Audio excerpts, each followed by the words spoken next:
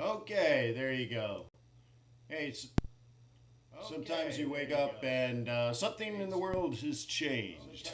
That is microphone not working. All right. So, anyways, hello. Good morning, FX Street. Comment allez-vous? How are you? Ni hao ba. Ohio.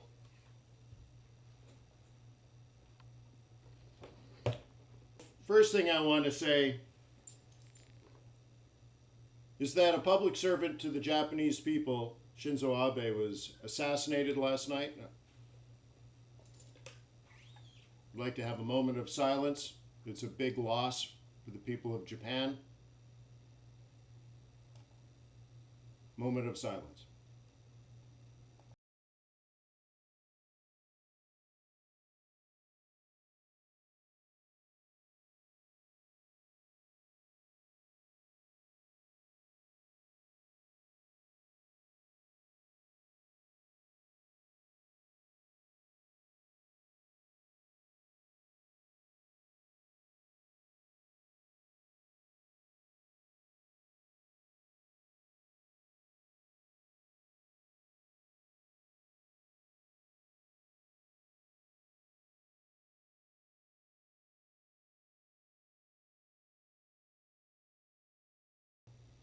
So again, Shinzo Abe was a public servant, Prime Minister of Japan. He was on a campaign trail and was shot and killed last night. So, well, FX Street. This is Trade Non-Farm Payrolls, month 195. Let me remind you that trading Forex is risky, not appropriate for everyone. Your past performance, good or bad, not necessarily indicative of future results. Please stay small, stay humble, focus on the long term, never risk money you cannot afford to lose. My name is Wayne McDonell. I am a currency trader. I have been working with the good people of FX Street for pretty close to 20 years. Pretty close. Our first presentation together, I presented to the community, the FX Street community. I think it was called 50 Ways to Lose Your Lover, something like that. How to exit a trade, how to exit a bad trade. And it was interesting because YouTube hadn't been invented yet. Streaming software hadn't been invented yet. Things like Zoom, or before that WebEx, and before that what was it, something to go, webinars to go or something. None of that had been invented yet. And there was chat, so I did the presentation via chat. Pretty interesting, huh? That was not 20 years ago, but if we're looking at probably 18 years ago. How about that? Is there anybody here that actually caught that presentation? Slip out the back, Jack. Huh? No? No? Anyways. So that's a long time. So thank you, FX Street, for hosting for these 18 years. I appreciate what you do for the foreign exchange community. So again, my name is Wayne. Forex is probably my fourth career. So before becoming a Forex trader, I was a venture capitalist. Okay, grew that company from about, 10 people to 300 people. Before that, I was an executive in a high-tech startup. We grew that from about 4 people to 300 people. And that business is still in business today. And we had no venture capital, no funny money. We didn't spend money on advertising. We just simply built a business. And I interviewed I spoke with a customer that's a customer today, actually, with this business that I built 25 years ago. And he's tickled pink. He just loves it. It's working really well for him. And it made me feel good. Before that, Worked in the nonprofit. Well, I was a high-tech entrepreneur, and then before that, I worked in the nonprofit world. And that's where I sat on the board of directors with George Soros. And I ran a nonprofit of roughly, 3,000 people. Before that, I wanted to be an astronaut, so I was Top Gun qualified. Worked at NASA for 2 summers. I played the role of captain on the space shuttle, managed a team, and docked it at the International Space Station, the ISS. Not in real, though, in something they call virtual reality. Back then, no one had ever heard of virtual reality. But that's what I did at NASA. So I wore goggles, head-mounted goggles, and flew helicopters and planes and space shuttles and all that kind of stuff, working up on their heads-up displays. I was a research analyst for heads-up displays. Audio is clipping? Really?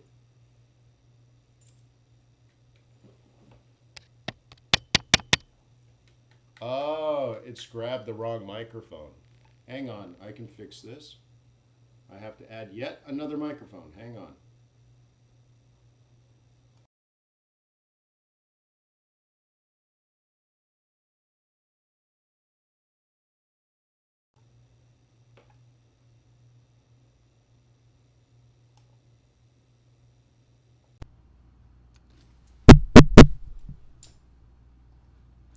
Okay. I think 2 is down, and now this is better, isn't it? How is this? Is this better sound? Okay. So cool. So I bring some business experience to the world of Forex. And so that'll help you understand my point of view. I'm a businessman. So I like planning. I like research. I like to be prepared. I don't like to wing it. Scalping's okay, but I'd rather catch a trend I can sit on. Sound is much better, but your audio keeps clipping. It shouldn't be clipping. Hang on.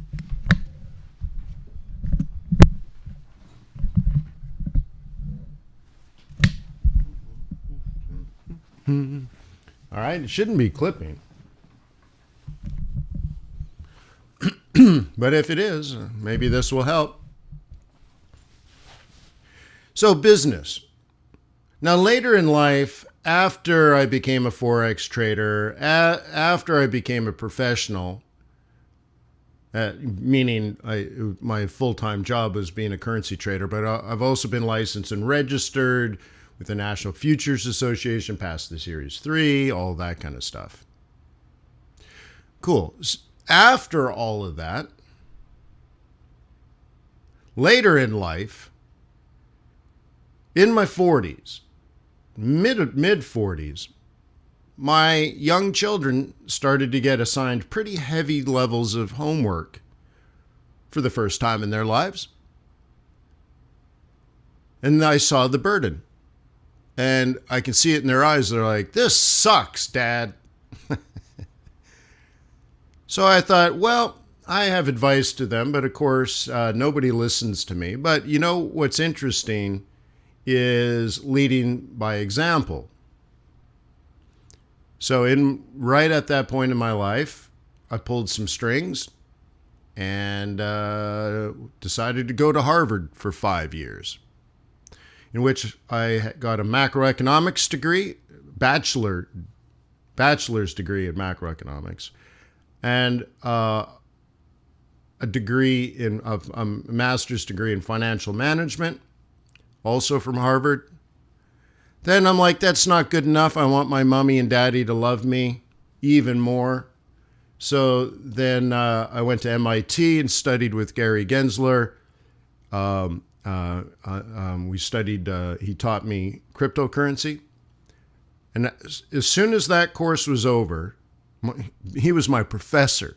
As soon as that was over, he was hired to run the Securities Exchange Commission and now is trying to regulate cryptocurrencies. Yeah, that guy was my professor at MIT. So that still wasn't enough. So then I went to Oxford and studied algorithmic programming. So anyways, I bring all this to the table. Ask questions. Let me know how it can help. Today we have a thing called non-farm payrolls, and you might think it's a jobs report, and that is true.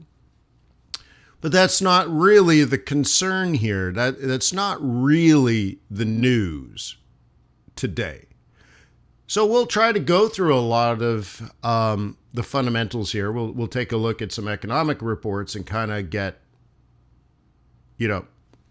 get sort of comfortable with what's coming out today. But I want to show you like what to look at and what it actually means.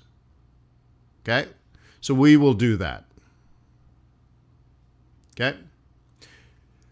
Now, a few things before we get going. I gave you a disclaimer. I also introduced myself. I'd like to introduce tradersway.com. They are a foreign exchange broker. They have a business model built on business ethics. Hey, Euro Swissy just broke parity. The last time we tested parity, some very, very, very large brokers around the world went out of business overnight because there was a peg against the Swiss National Bank was protecting that parity line. And so everybody was going along with that. And on that particular day, several years ago, the Swiss National Bank pulled the peg, and in about 2 hours, the market fell the same range as the Euro Swissy would move in 2 years. There was 2 years worth of price action in about an hour. And there were a few brokers around the world that were trading against their clients. And guess what? They went out of business that day. Lost hundreds and hundreds and hundreds of millions of dollars. Had to lay off all their employees and sell their companies and do all kinds of stuff. Go bankrupt. And Traders Way was perfectly, absolutely fine. They were not trading against their clients. I'm like, So anyways, if you think that's interesting, go check them out, tradersway.com. You'll also find fast execution speed, verified by third parties. Awesome swaps, narrow spreads. I also run an organization for about 20 years now called FX Bootcamp. That's available at fxbootcamp.com. And it's $88 a year. And you will learn things like macroeconomics, central banking policy, day trading, swing trading, technical analysis, trader psychology, price action. Oh my gourd. 65 hours for $88 a year. There you go. There's all the sales pitches. I might throw in a sales pitch later. I just started an oil trading course for a lot of folks, and it's right now half price. So maybe I'll throw that in there. Let me know if you want to know everything about the energy complex, and in particular, how to trade oil. We'll look at oil today, and I'll probably go, oh yeah. So I might give you a sales pitch there. Half price is a pretty good deal, right? All right, cool. So, all right, let's get on with it. Here we are at FX Street. And a lot of this comes out of a research that I wrote. I wrote a paper. I wrote an article many years ago now at FX Street, probably about 10 years ago, on how to prepare for and trade non-farm payrolls. And then I guess it was good enough where they basically took all this data and now report it, which was good.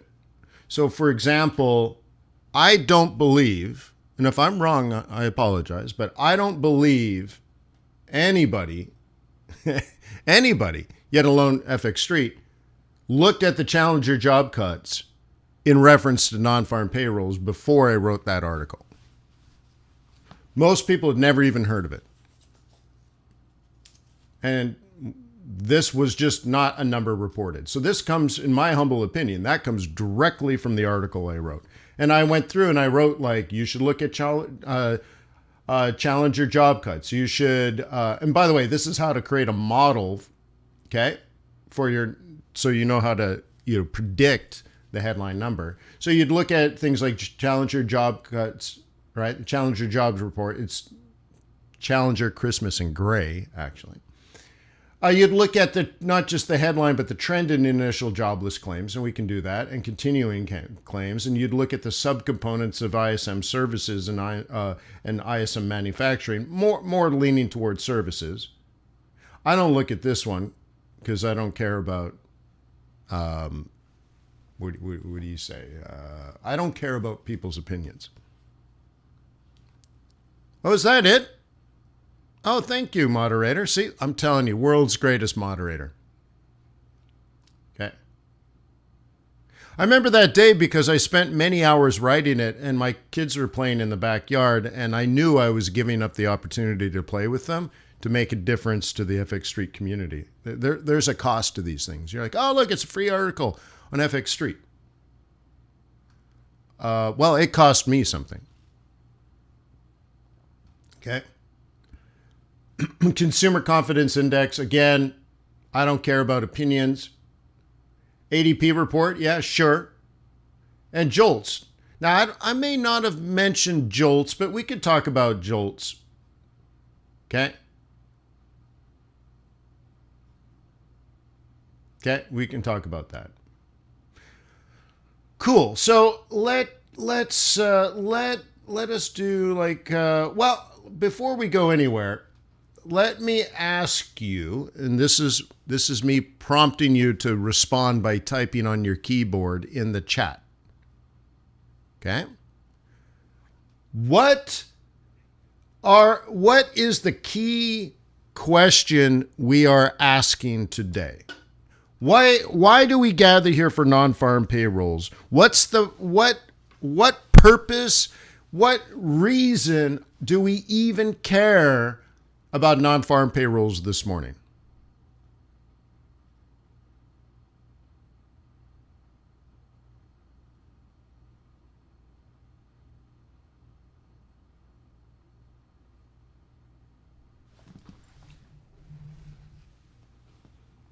Huh? Come on, quick. And if you don't know, type in a question. And then at the end, I'll get to quote Biggie Smalls.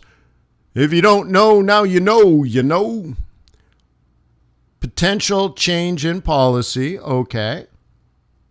But, yeah, okay, yeah. I'd like to be a little more specific, but yes. It affects the strength of the economy. Well, it's the other way around. The economy affects jobs. Inflation concerns. Okay, that's part of it. Okay. But so you got to take basically what she says and what Jim says, and you have to now, what's between the two? Okay. To determine whether results will be positive. No, those are consequences. Change in trend, yeah, it's still too vague.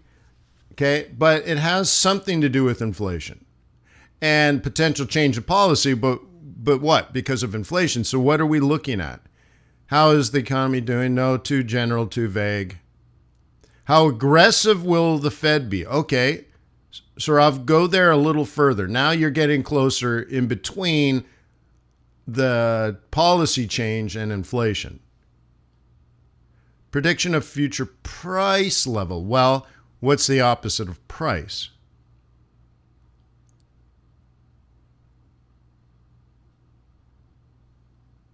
Okay. If you have high inflation and the Fed changes policy, what are they changing because of inflation? You right? Come on, I'm trying to string these pearls together. What would the policy change be if we have an increase in inflation.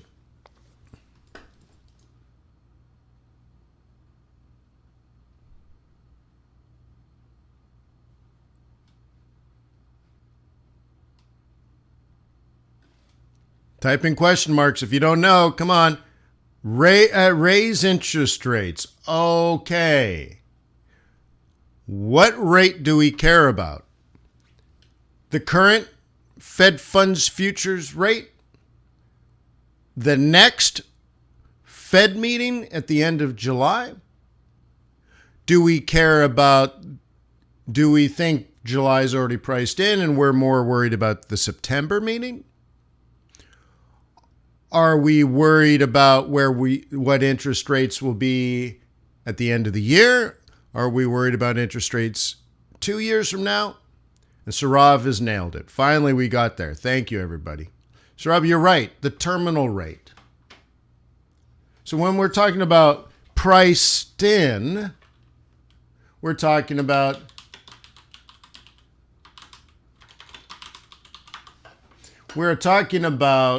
the terminal rate. Now, the terminal rate is not what the interest rate is today. It's not whether the Fed's going to raise by 50 basis points or 75 basis points next meeting.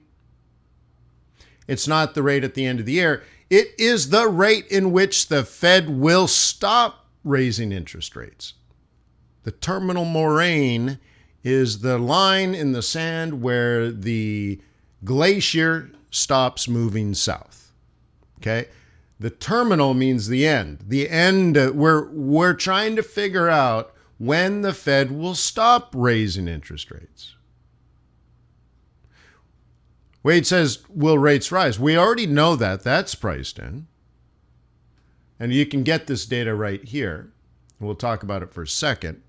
But we want what the market is trying to catch. Well, Stefan says a 10-year bond rate. So, well, yeah, that's important on a daily basis.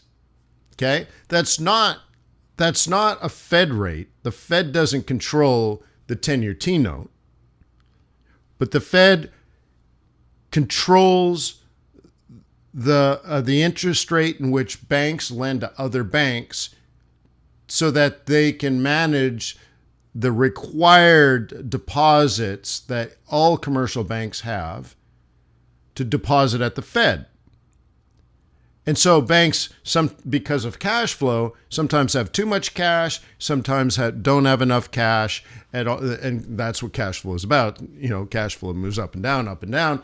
And so sometimes they need to borrow to park money at the Fed, and sometimes they have excess, so they loan it to other banks that need to borrow, and it's bank to bank. So that's what the Fed controls, is the Fed funds futures market, and that's just a bank to bank rate. That's not your mortgage rate. That's not the prime rate. Okay, that's not your credit card rate. That's not the rate on the 10-year T-note. Now, they're all affected by it, but that's not what the Fed funds futures market is. That's not what the Fed does. So anyways, the big question that jobs, I got to keep my eye on the time here. The big question for non-farm payrolls today is, we'll look at, yes, the health of the economy, and specifically things like, are jobs, growing, decreasing? Are we losing jobs? Right? So we're looking at the rate of change, not just a headline number. We want to look at wage growth. We want to look at participation rate. There's a lot of things that we need to break down, but why do we need to break this down? Okay, what's the raison d'etre? What's the point of breaking all of this down? Why do we even care? And the answer to that is market participants, in particular institutional investors, they're trying to figure out the terminal rate. Will the Fed raise to 4%? Will the Fed raise to 3.5%? Will the Fed stop raising at 3%? Is it 3? Is it 3.5? Is it 4? And this number is a variable in a lot of different equations. Okay? So like if we were trying to figure out like how whether to buy a stock, you'd look at the expected, how is this? The expected return of a stock is equal to the risk-free rate of return plus the beta of the expected return, not for the stock, but for the market. So for the S&P 500, okay, minus the risk-free rate of return.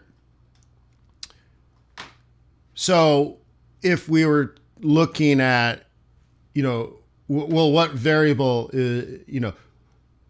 what variable matters here is what is the risk-free rate of return, okay? And that you could throw in like that's the yield on the 10-year T-note. The 10-year T-note has a relationship to the Fed funds rate or the health of the economy, as you guys were saying. And so if this variable changes, so for example, if the risk-free rate of return goes up, the expected return for an individual stock, so this is like Apple versus the S&P 500, because you could just buy a 10-year T-note and have risk-free rate of return. You could just buy the S&P 500. And so if the S&P 500 goes up 10%, and you could have just bought a 10-year T-note that paid you 3%, that was an opportunity cost, so your actual return for the S&P 500 would be 7, because you could have just had this. So you take that out, but then you want to look at Apple versus the S&P 500. So you have to look at the beta of Apple relative to the stock market, relative to the risk-free rate of return, which is opportunity cost. And oh my God, you do the math, right? Or you could just do, basic finance, right? The present value of a company. Well, you want to look at the cash flow of a company this year, right? Cash flow of a company next year. So we'll say, what is this? Cash flow 22, cash flow 23, cash flow 24, and let's say cash flow 25. Okay? So how do you create the value here? Oops, that's a 24, sorry. Okay. So the present value of a company is what? You just add up all the cash flows that you think that company will produce in the next 10 years? Or in this case, 1, 2, 3, the next 4 years? No, that's not how you do it at all. So you want to say over 1 plus I to the n. The n is 4, so this is year 1, plus year 2, 1 plus I, 2 plus 1 plus I, 3 plus 1 plus I to the 4th. Okay? Over time, flow, cash over time. This is cash flow analysis. And we have to discount it because money 4 years from now doesn't have the same value of having that money right now. So what is the I? You could put in inflation, or you could put in the interest rate. So if interest rates are going up this year, next year, and then pause and then go down. So let's say we're at 2, and then next year it's 3, and then it stays there at 3, and then it goes back to 2. You plug in these variables, and by the way, this is the Fed funds rate, let's say, okay? Then as it's rising, the value of cash flow, so let's say every year, this company that we're analyzing, every year perfectly steady, which of course wouldn't likely to be true. So this is also a variable that you would have to analyze and plug in. But you might say every year this company makes $1 billion cash flow. Okay, but some of this cash flow is impacted by inflation going up. So this could be I could be inflation instead of the interest rate. But again, if there's high inflation, then the interest rate's high. So it's just, to each his own as you build your model. But as interest rates go up, the $1 billion today is worth less because of the inflation making the money buy less. So it's actually worth less. And then interest rates go down, and then this value kind of goes up relative to today's cash flows, right? So anyways, as this goes up, the value of this goes down, which means the stock market falls. And that's kind of one of the things that we're trying to figure out is, how far will this go before it stops going up? So this 3 would represent the terminal rate. 3 would be the terminal rate. And then we'd go back down to 2, and the 2 would be the long-term neutral rate. Okay? Terminal rate, neutral rate. And that would then, imagine now, if I'm right, let's say in 2024, the Fed cuts interest rates, the stock market would rally. You see? You see where I'm getting at? And that would matter in your models of whether you're a bull or a bear. So that's kind of what we're trying to figure out today. Sarav was right, the terminal rate. So this is the Fed funds futures market. This is banks lending other banks money. And when they lend each other $100, they have to negotiate a price. How much are you going to pay me back? That's the price. $98.32 is the average price. So how do you get to a price? Well, what affects price? Okay? What is the interest rate? They actually did that. You're going to lend me $100 in the future. Okay? Okay? Or let's say, no, the present value of that $100 over 1 plus I to the n, and n is 1, so you don't even need the period because it's over this one period. And so they actually sit down and based on what they believe the interest rates will be during this period, you come up with an average price of $98.32, 32.38 cents. Now that's the average price. Some will be higher prices, some will be lower. And if it's lower, they negotiated or they assumed a higher I. If it's higher, then they assume a lower I. So you can do the math and derive, you can reverse engineer this, move this over there and do this and do that. And you can figure out how they got there, which is an assumed or implied interest rate. So what happens is you lend me, right? I lend you $98.32, and 1 year from now you pay me back $100. So there's no coupon, okay? There's no interest payment. I lend you $98.32. 1 year from now you pay me back $100. You see how that works? So when you reverse engineer this, you figure out what the interest rate is.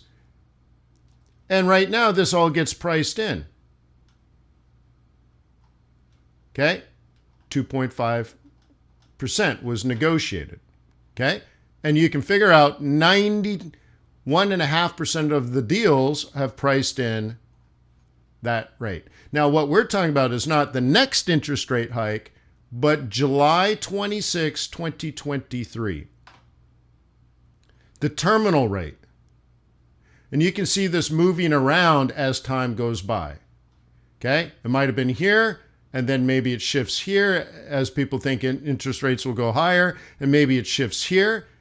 And if these numbers start shifting to the right, it means higher interest rates, higher terminal rate, and the farther the stock market can fall because it lowers the present value of the stock market.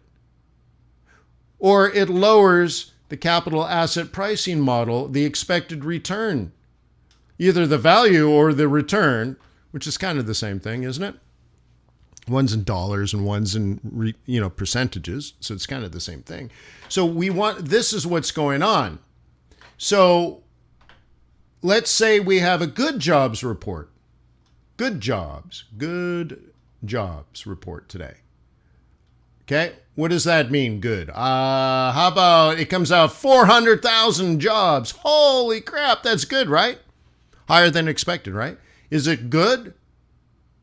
Well, the people might say, and by people I mean banks negotiating with other banks, might say, oh my God, the Fed's going to have to raise interest rates way out here now, because despite rates going up fast and furiously, the job market's still red hot. That means wages are going to continue going up, which means there's going to be more inflation, and the Fed will have to raise further and higher. The terminal rate will have to be higher than what's being priced in now.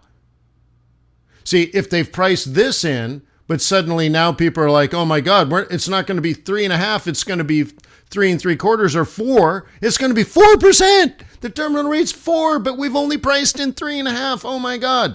And institutional investors will have to do this, which is what? Drive up the value of the dollar. Because it hasn't been priced in yet. What's been priced in is what you see, ladies and germs. This has been priced in. So when people say, it's all been priced in, that usually means they don't know what they're talking about. It's a cop-out, huh? Oh, what are you going to trade today? Oh, it doesn't matter. It's all just priced in. They just told you they have no idea. Okay? This is priced in, so we want to look at the change. If it's going this way, dollar will probably rise. If it's going this way, the dollar will probably fall. And we're talking about the terminal interest rate 1 year from now. So a good jobs report might be bad. A bad jobs report might be good or bad. But a bad jobs report, could do what? Oh my God, we're going to go into recession. And that could drag the stock market down, and that could create dollar strength. SpaghettiOs. Okay? And that's a different problem. And we'll have to deal with that. So good might be good. Good. Well, actually, good is probably bad. And bad is probably bad. And as expected is probably okay, which is more rangy than anything. So I might say dollar strength if it's a great report. I might say dollar strength if it's a horrible report. And I might say high volatility if it's as expected, which means the market will jump, but there'll be sell orders already in the market because those are bears. Or the market drops and then buy orders come in. Why? Because they already want to buy. And what do amateurs do? They get caught in the middle. And I think that one is most likely. I think the most likely scenario for today is this, where if the market goes up, it'll go up for a while and then it'll come back down. If the market goes down, it'll go down a little bit, but then it'll hit all those orders and it'll go back up. And that's actually included in my thesis that I wrote there, my report that I wrote back in 10 years ago for FXStreet. I actually talk about that in the 2 strategies at the end for how to trade it properly. And it's the range strategy. Okay? Okay? Yeah, I did this 10 years ago, guys. I hope you read it. So if I were to, right? So the market goes up. So here's an NFP is released. And what it did here is it just went up, topped out at the top, and then came all the way back down. Why? Why would it do that? Well, there were bears in the market and they had orders to sell high. So it doesn't radically collapse. It just goes back. And then why did it go here? Why did it kind of trickle back up? Well, some bulls came along. They're like, well, if it comes back here, buy it there. And then there's just orders sitting here. Meanwhile, retail is going crazy and they're just trying to scalp it. And then they make money here, but then they try buying it again, and then try buying it again, and then they try buying it again, and then they try buying it again, and they try buying it again. They're like, oh my God, I've lost all this money now. I guess it's bearish. So then they start selling and they start selling and they start selling and they start selling. And at the end of the day, the bulls bought and made money. The bears bought and made money. And everybody else in the middle didn't.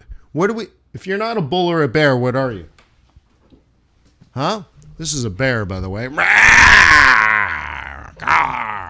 If you're not a bull, and if you're not a bear, what are you?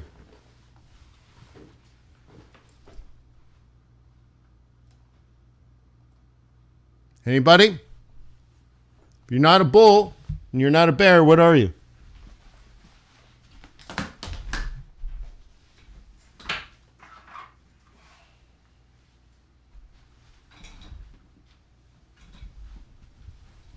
Right.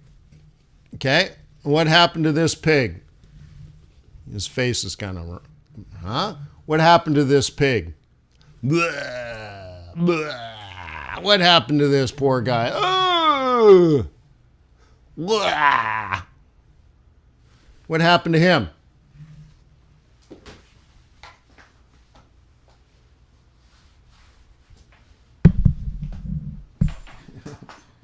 Huh? What happened to him? He got slaughtered. You're either a bull or a bear or a pig, and pigs get slaughtered.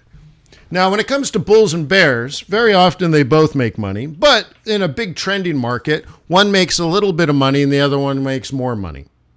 But it's a symbiotic relationship like dancing. Your left foot goes forward, their right foot goes back.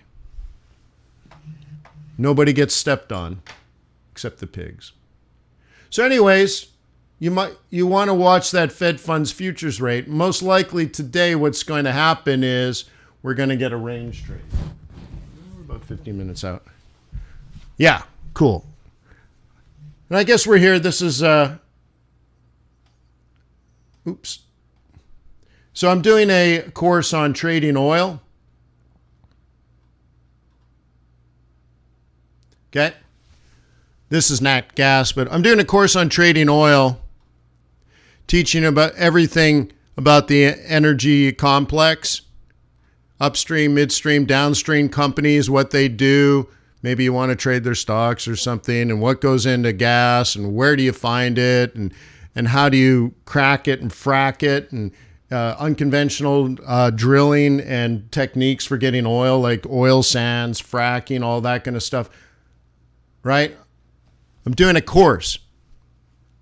We just started. I just did lecture 1, which is a basic overview of the entire industry, which is kind of like a warm-up for what we're going to cover in the entire class. I'm even going to go to the point where I'm going to teach people the legal contracts and how oil contracts are negotiated. So if you find oil on your land and you negotiate with an oil company to drill on the land, what does that deal look like? What does the contract actually look like? And how is that different from drilling in a different country? Right? Kind of interesting, right?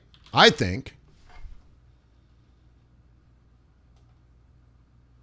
So anyways, here's the big sales pitch.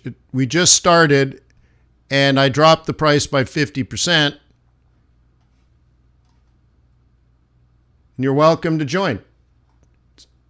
Okay, look, we just started. It's about 15 hours long is most likely. We're even going to cover seasonality.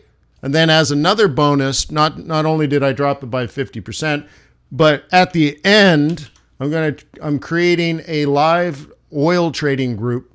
So for several weeks, we're going to meet in the morning and trade oil in the live market based on the techniques I actually teach you. So there you go. 15 hours of lecture, 15 hours of live trading, and it's 50% off. Okay? Simple enough. Is there anybody here that can give positive feedback about Lecture 1? Help me convince people to join.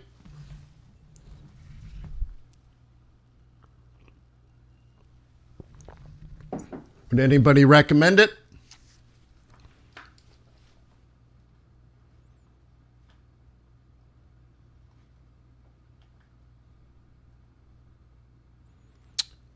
Now, while we get ready for non-farm payrolls, what is the time?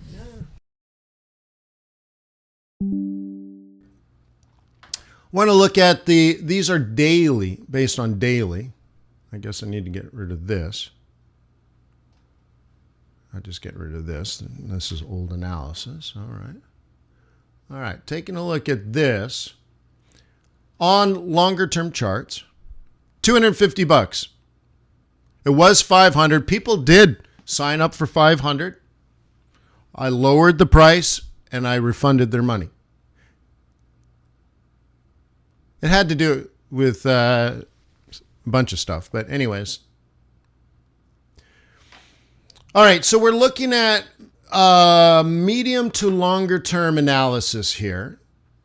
And what we see in the world is dollar strength, Swissy strength, Kiwi strength, pound strength, yen strength, CAD strength, and even Aussie strength.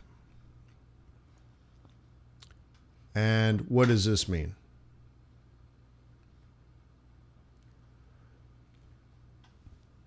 Europe is in trouble.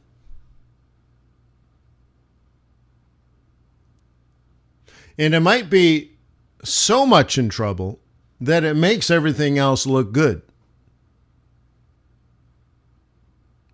But it also means if you've been trading, Aussie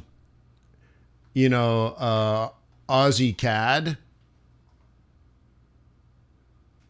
okay, you're not doing your relative strength exercises properly. You're trading something because you always trade it,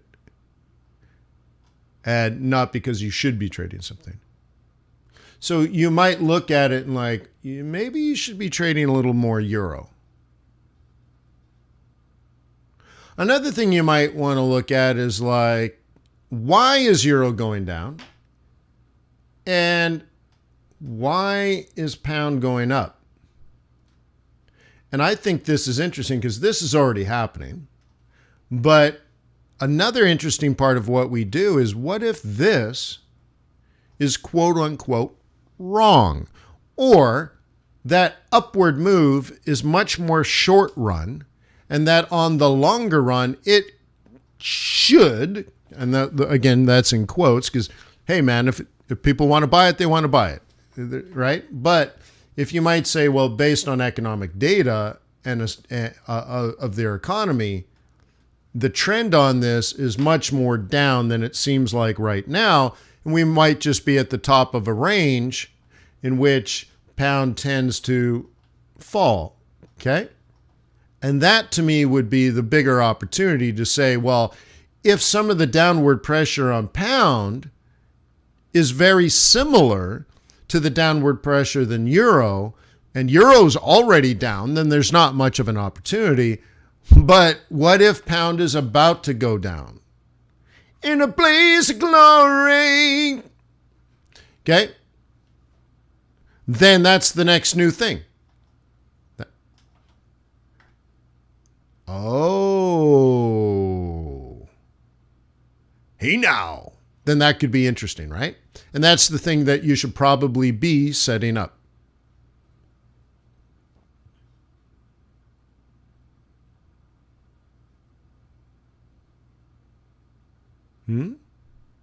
Did you guys click the thumbs up button for FXstreet? That would tell YouTube that this is quality content, and that would be good to FXstreet. We should show some respect to our hosts. Please click the thumbs up button. Thank you. Thank you. Cool. So you might want to have that in mind. So like for example, where's our pig? Oh, did I just throw down a trade? Or did I move a stop? Wait, what did I just do? Sounded like a trade. Did I just buy it? Hang on. What did I just do? I think I just accidentally bought this. I think I did. Better close it. Oops. All right. Pig. Can't you see? All right. So Pig Dog is going up. Nice. Look at that. Good job, Pig Dog. Question is, do you think it should be?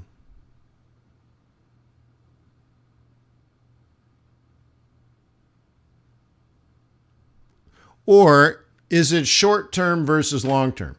So the Prime Minister of England, where is it? The United Kingdom. I don't know. I always get it mixed up. Is it England? Is it Britain? Is it the UK? I don't know. I always get them. But anyways,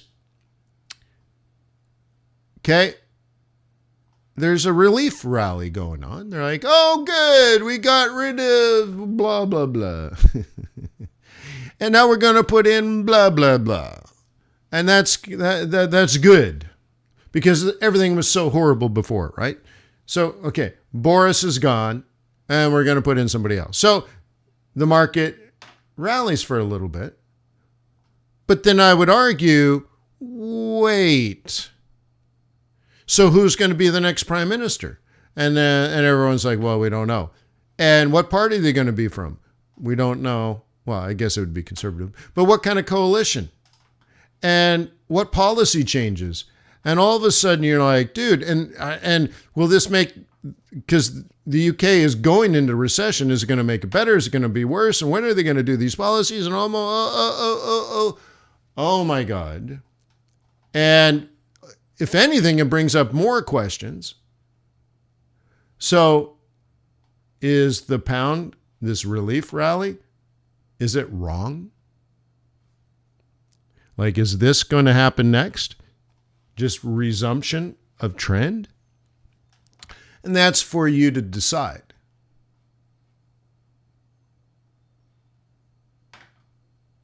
Okay? So we could do things like I said before, most likely non-farm payrolls today is going to come out as about expected, a little higher, a little lower, nothing radically different one way or the other.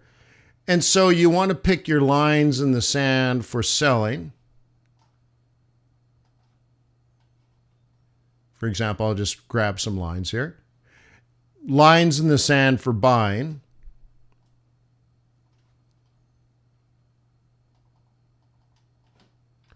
Hang on. Okay. And let's do another one a little lower. Basically, it's already there. So let's do this, right? And so what you should imagine in a scenario like this, we got about 3 minutes. Okay. What you want to imagine is that there are buy orders here. People have already decided.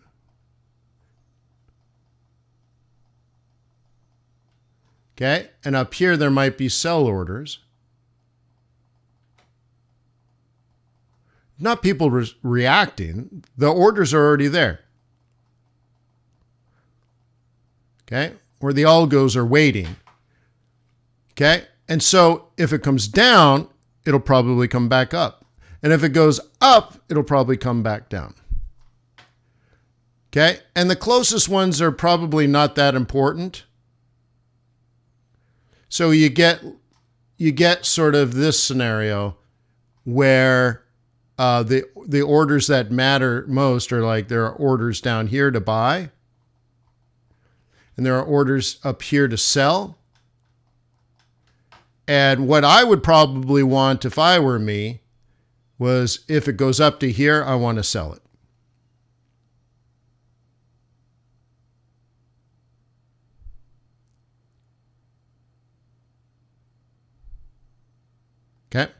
Thank you, Philip. Is it really England? Yeah, I suppose it is, because he's not Prime Minister of Scotland. Scotland, right? Or is it, but you're saying, but it's not the United Kingdom, but it is the United Kingdom. Wait, he is the Prime Minister of the United Kingdom, isn't he? No, maybe not. No, I guess not. No, it'd be England plus the other territories, right? But anyways, interesting. So that's what I would probably want if I were me, that NFP takes it up and then I dump it on Sunday. Sunday.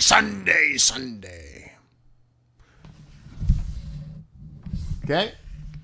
So anyways, we're just about, 90 seconds away?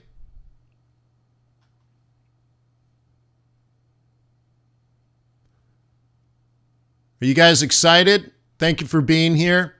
Once again, show some respect to FX Street by clicking the thumbs up button. Just say, hey, FX Street, thank you for being such a great resource.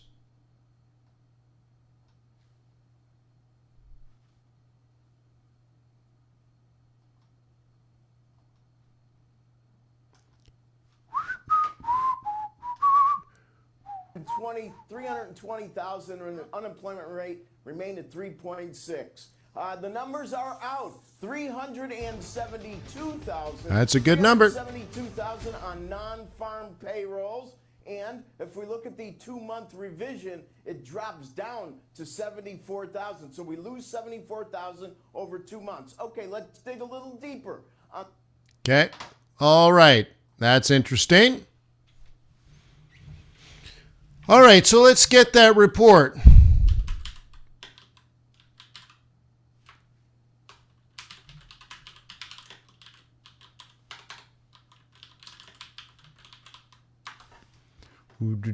We'll go this smaller time frame. You can watch the candy.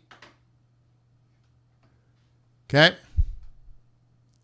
Remember, it's a good report. So people are thinking, oh my God, the Fed's going to raise interest rates beyond 3.5%. So currently, that's dollar strength. But we already talked about that. So you already know that. All right, so this is the actual report. Let me provide that to you. There's a man waiting in the sky. All right, so let's take a look at a couple of other things. Permanent job losers, 1.3 million. Temporary layoffs, 800,000. Woo. Okay. Labor force participation rate, 62%. Little changed. Okay. A big change or a significant change would be important there. So no, right? We're not getting new people into the market. So that you'll see that kind of jolts will stay high. Although jolts is coming down, it's still remarkably high. And if you don't know what jolts are, we can cover that. Just please ask. I am a humble servant here.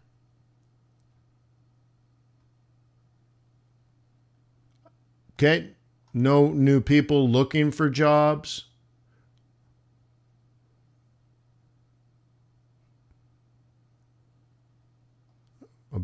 So labor force participation rate and all that, all basically unchanged. 7.1% of workers are still working from their home office.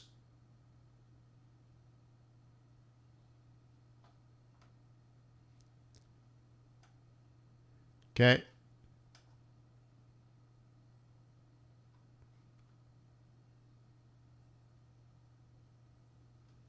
$600,000 people say they can't get a job. They can't even try to get a job because of COVID. Oh, is that right? I'd like to have a job. I'd love to go to a job interview, but I'm worried about COVID. Okay. We don't care about that. Okay, let's take a look. 372 67,000 jobs, in line with the average monthly gain over 3 months. Notable job growth in professional and business services, leisure and hospitality, and healthcare. I was just at Universal Studios in Orlando, Florida, and the place was packed. The hotel was full. Okay. Healthcare is really stable. About 2 years ago, I started investing into old folks' homes and liquor stores and prisons. Not liquor stores. Well, it's dollar stores and liquor stores, right? So there was one that was prisons in multiple countries like the United States, Canada, the UK, even South Africa. Those have performed well. But dollar stores and liquor stores, those have performed well. But the best ones of all have been retirement old folks' homes. So anyways, the thing is, whether the economy is going up or the economy is going down, you still have to take care of grandpa, and you still have to pay for your cancer drugs and your insulin. So healthcare is a kind of an interesting one, right?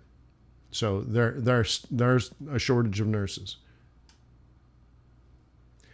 Total non-farm unemployment is down by 500, right? 0.3 from its pre-pandemic level. So we're not back to where we were, but pretty close. So one of the questions that we are asking as economists is that, are we at full employment? And if the Fed raises interest rates higher, will it slow the economy down? And if it slows the economy down, you will see a loss in jobs. But we're not seeing it yet, is what this report is saying. Therefore, the Fed's going to have to raise interest rates higher to get that response. Now, I think you're going to get a lot of whipsaw today, and we've already discussed that. So there you go.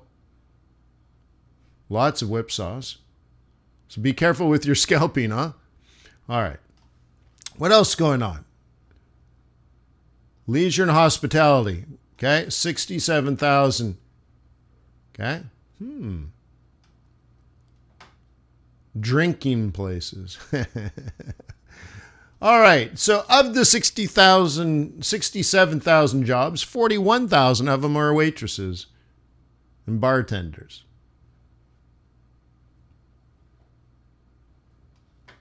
And hotels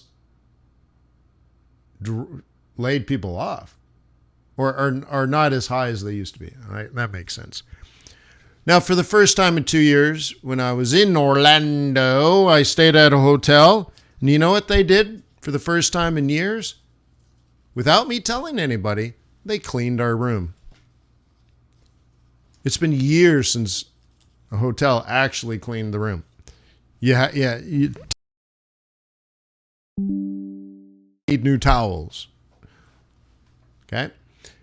Now they actually cleaned our room, brought towels without us asking. So, but it's interesting, like, that is new compared to the last couple of years. And so we'll start seeing maybe a change in employment, but they're not hiring back as many people. There's probably capacity for that industry to hire more. But here's the problem. If we go into recession, yeah, you might still go to Disney, but you might not go to a convention in Chicago because the convention is canceled because the economy is down and orders are down. There's no need to just whatever. And all those things get canceled. So yes, you might go to Disney, but other forms or other rationale and reasons for traveling will probably get canceled during the downturn. And therefore you'll probably see negative impact in the leisure and hospitality. Yeah, bars will still need waitresses, but this one is going to be hurt probably the most. Okay. Now think of what this is saying. Leisure and hospitality is down by 1.3 million since COVID. 1.3 million.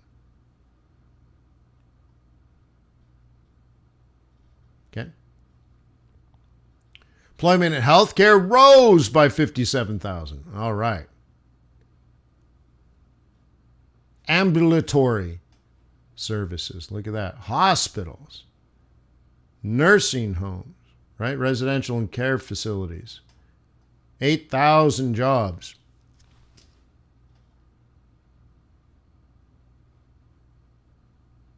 Okay, we're still less than pre-COVID, but we're getting pretty close. 99% there. Transportation warehousing added 36,000. Now remember, Amazon is overhired and probably are laying off. So this is still interesting though. So 36,000 new warehousing jobs.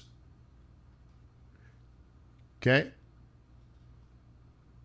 So 18,000 in warehouses, 8,000, let's say, pilots. I know they need to add another 10,000. So it's pilots and others. Although, again, if we go into recession, they're going to start canceling flights and you might need less workers in the plane and servicing the plane and servicing the baggage, all that kind of stuff. Okay. Look at this. Almost 1 million more people working in that industry than before COVID. Now, if you're not from the United States, let me give you a stat that you might compare to your own local economy. But I was talking to an executive in a logistics and transportation company, a trucking company. Okay. They are paying $250,000 all the way up to $400,000 a year to truck drivers because there's such a shortage of trucks. And you can't make money in the logistics business if you don't have trucks. Because you might fight tooth and nail to get a gig. So you bring in a customer and they're like, well, I need you to move our iPhones coming in from China, from Seattle, all the way to our distribution center in Atlanta. You're like, man, I want that gig, right? So you fight tooth and nail to get the gig. You're gonna have Apple as a customer, and you're gonna move around Apple products cross country. And then you're like, so you get these big orders, and then you're like, but I can't find a trucker. You have the trucks, you have the trailers, you have the warehouses, but you don't have the driver. So you kind of need the driver is all I'm saying. So they're paying right now at least $250,000 a year for a driver to work full time. I'm like, really?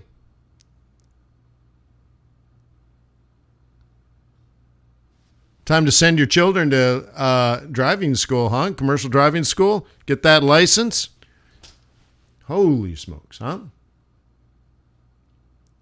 So anyways, now by the way, just how this works, the employment situation report is what non-farm payrolls is, but the actual name is employment situation. But you look at household survey and then you look at establishment survey. Where's there it is. So there's actually two different surveys. Yeah, you have a CDL? Come to America. So I don't know if that's indicative of all companies, but that's what he told me about his company.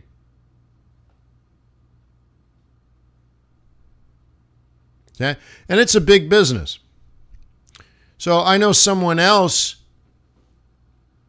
So he works at a big company. I know another friend of mine works at another company, and they're doing extremely well. The company is worth a ton of money, and they're doing very well. I know a third person that worked in the industry. He owned the business, and he built up the business, and then he sold the business, and now he has a private jet. I have a private jet. But he doesn't lease it. He doesn't have a jet card. He owns the jet. It's his jet. And he flies down to Florida all the time to spend time on his yacht. I don't know where they actually live, but they got a big house somewhere. The plane is constantly flying because, send the grandkids. Oh, let's go to New York and go shopping. And he made all that wealth from trucking. Now he doesn't work. He's got a mansion, a private jet, and a yacht. But besides that, he's quite modest. So anyways, it's a big business, man. Huh? Moving boxes around?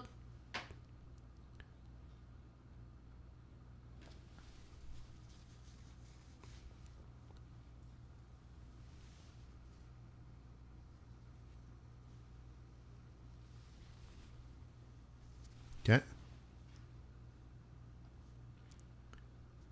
Your job pays the bills, but you don't have much. Much. Look, that's how it works. There are workers, right? Workers don't make much money. Workers can earn a decent amount of cash, but they'll always be poor. So if you get paid by the hour, or in that case, maybe by the mile, you'll always be poor. And the taxation system in the United States in particular is set up for that. So like if you're a lawyer, in my humble opinion, you're still poor. And if you interviewed 1,000 lawyers, not many of them are rich, by the way. So lawyers are poor, waitresses are poor, and everybody in between is poor if you get paid by the hour.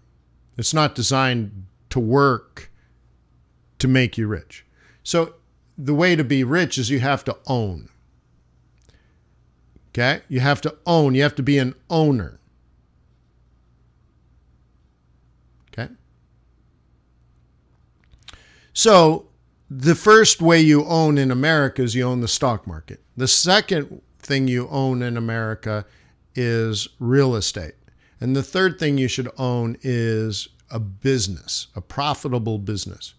You can run it and have cash flow, or you can sell it in exchange for future cash flows. Like the guy with the trucking company, he was making, I don't know, I'm sure he was making, let's say hundreds of thousands, maybe $1 million a year he would pay himself as the owner of a company and running, let's say 1,000 trucks.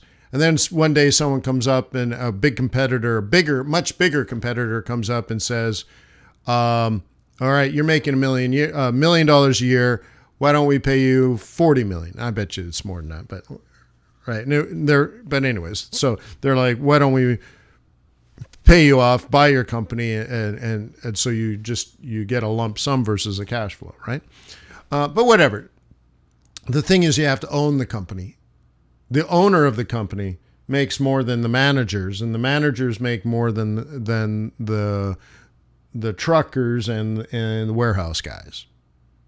Now, the interesting thing is the warehouse guys are usually, back in the day, would be driving Cadillac Escalades.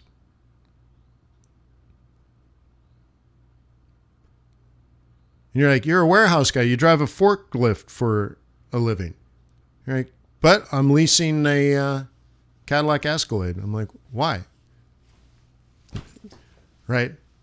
So anyways, one person spends money. And the owners, by the way, the owners should have no cash, but all their assets are providing cash flow. You should have nothing but assets that are paying your cash flow, because then your money is free. You understand that? So the classic example is you own an apartment building. Okay, coming down just like we talked. You own an apartment building. It's $10 million. Or whatever. You don't even have to worry about the number. You have an apartment building. You have rent. And then you have expenses. Okay.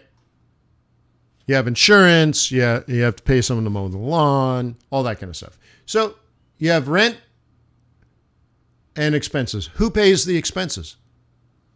Well, the renters. Cool. So we call that net operating income.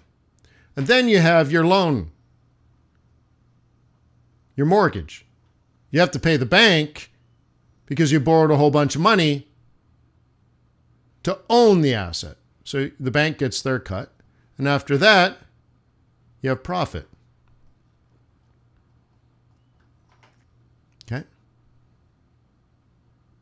Now, it's probably not a lot of profit, but it pays your mortgage. So now your house is free. Who pays for your house? Your renters. Do you have to mow the lawn yourself? You could, but you don't have to. Do you have to manage it yourself? No, you just handle a management fee. That'd come under expenses. So you have leftover profit. But this loan has to be refied every 5 years. Okay. So in 5 years, you go to refi, and now property values have gone up.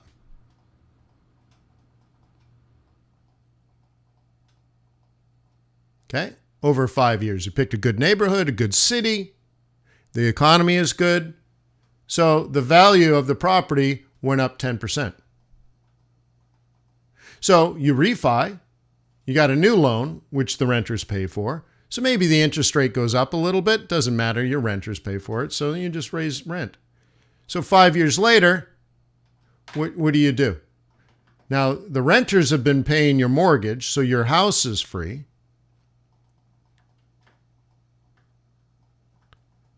Do you have to work for that money? No. If you're a lawyer, do you have to work for your money? Yes. This is just cash flow pays for your house. Then 5 years later, you got to get a new loan. Property values went up by 10%. So you refi, take some cash out, and you buy yourself a Lamborghini. Who pays for your Lambo? Oh, you paid cash for it. Okay, the value of the property went up, so you refi the loan because you have to do that every 5 years for commercial property. So once again, the renters are paying the mortgage. Plus, at the end of every month, you have a little bit of profit, enough to pay for your mortgage. So now probably the most expensive asset you own is now free. Thank you to the poor people that rent. And then because you bought a good property, 5 years later, it refied. So you get a new mortgage, refi, and you buy yourself a Lamborghini because you pulled out $350,000 profit. Now you have a free Lamborghini and a free mansion. And you don't do jack. All you do is you own a piece of paper that says this apartment building is yours. You don't manage it. You don't mow the lawn. It's all taken by just you do nothing.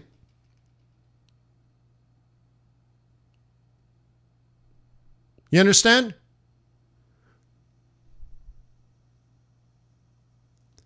Flavin says, oh, that pound dollar you called so perfectly. Oh, you're welcome. Don't expect much, though. I think the best trades are going to be next week. We already planned them out yesterday in my swing trading group. We planned all next week out. Okay. But isn't that neat? So here's the thing. You're like, Wayne, I don't really care. I'm a Forex trader. Okay, I got you. But at some point, you do have to work to earn your money in Forex. It's hard work. Forex is difficult.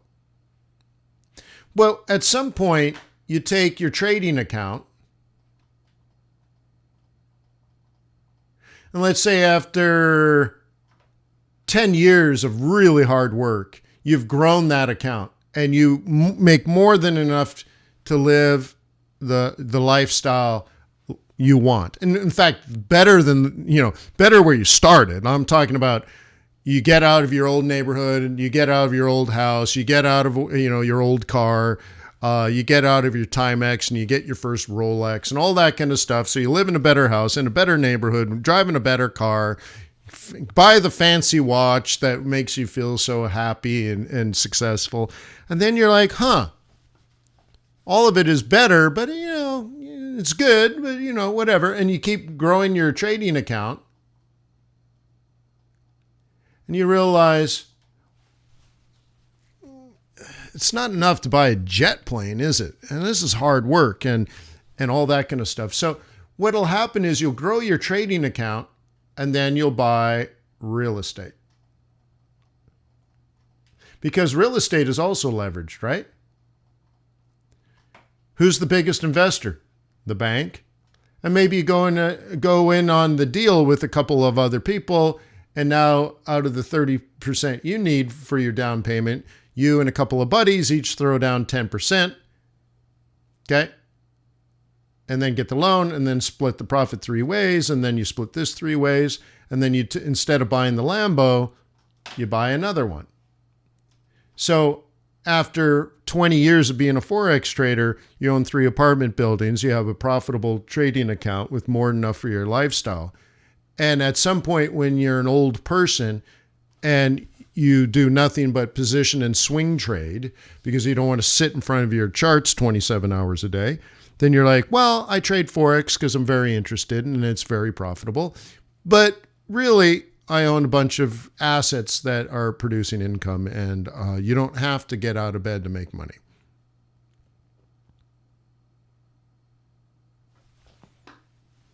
Okay, so you want to have the end game in mind. Maybe that's what you want to do. And the cool thing about Forex is it's such a great business in multiple ways. I'd rather own a Forex account than a fast food restaurant. Okay. Well, I don't want to manage real estate. Okay. So I don't actually want to own an apartment building, but you can go through real estate investment trusts. So I could say, demo trader, that I own, and I looked at the numbers. I can't remember now, but I own something like 4,000 apartment buildings.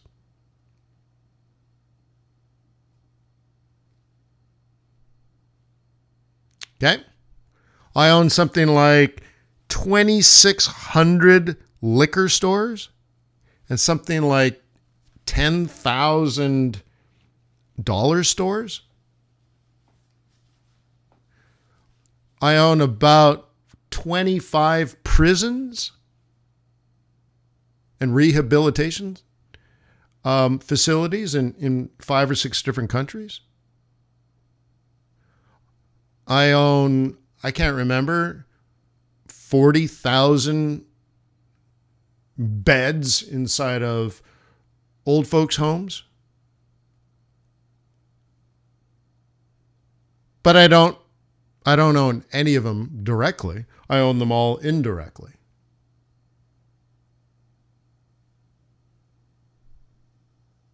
Okay? You see? But you could. Okay.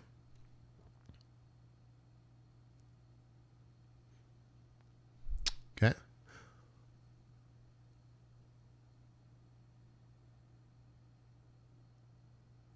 Okay. What do I mean indirectly? More context, please. I bought real estate investment trusts. Zolfo says, lies. Yeah, REITs. I don't own them directly. I don't want to manage all that crap. Besides, I don't have that kind of money. I can't afford 4,000 apartment buildings. Okay? So I pay someone else to do it, and I get a share of the asset appreciation, and I get a share of the income. So if they sell an apartment building, I get a payout. Nice! Okay? Cool. Whatever, it's only money, but it works the same. Works the same. I'm a lot more diversified too, right? But whatever. So there's other ways. You could buy bonds. Global Investor says REITs are paying 10% nowadays. Yeah, I even own one that invests only into into office buildings. And I bought it when COVID hit, and its value. So imagine it owned $1 billion worth of skyscrapers. Okay, owned $1 billion. But then COVID hit, and people started working at home and not going to the office. And so all those offices started losing customers, which means rents go down, expenses are quite fixed. And the value of the properties started falling. So therefore the value of the real estate investment trust that puts money into them fell. But if you were standing there on the street, you're looking at the building and you're like, it's still there. The building hasn't changed. It's right there. But you're staring at it and the value of it is falling. Well, due to the falling cash flows. Because you can figure out how much the building costs through cash flow analysis. That's real estate. So so I bought this real estate investment trust for pennies on the dollar. And I thought, I'm going to hold it for 25 years and someone will probably move back in and pay the rent again. But I invested into the real estate when it was cheap. And then we get through COVID, people start working in the office again. Rents go back up. First of all, how much rent it collects. And then as there's less and less space, then the rents actually go up.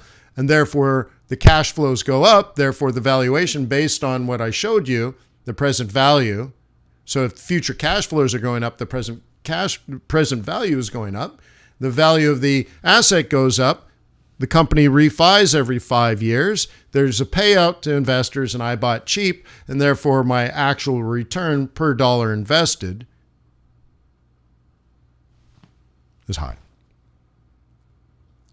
Okay. Cool. Now, I bought something not long ago. I think it was BHP. Okay. BHP mines cobalt and coal and iron ore and copper and a whole bunch of other things. And the company is probably 200 years old. I'll say at least 100 years old. And they do it in one country, 2 countries, 3 countries, 4 countries, 5 countries, 6 countries, 7 countries, and more, probably 25 companies. So they provide all these things. I was quite interested in this one. What is cobalt used for?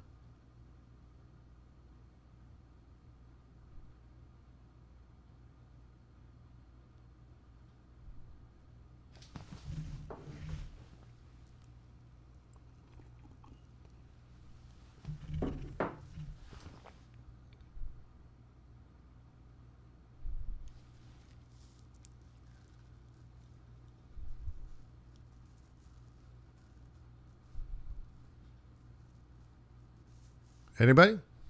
Electric batteries. Batteries.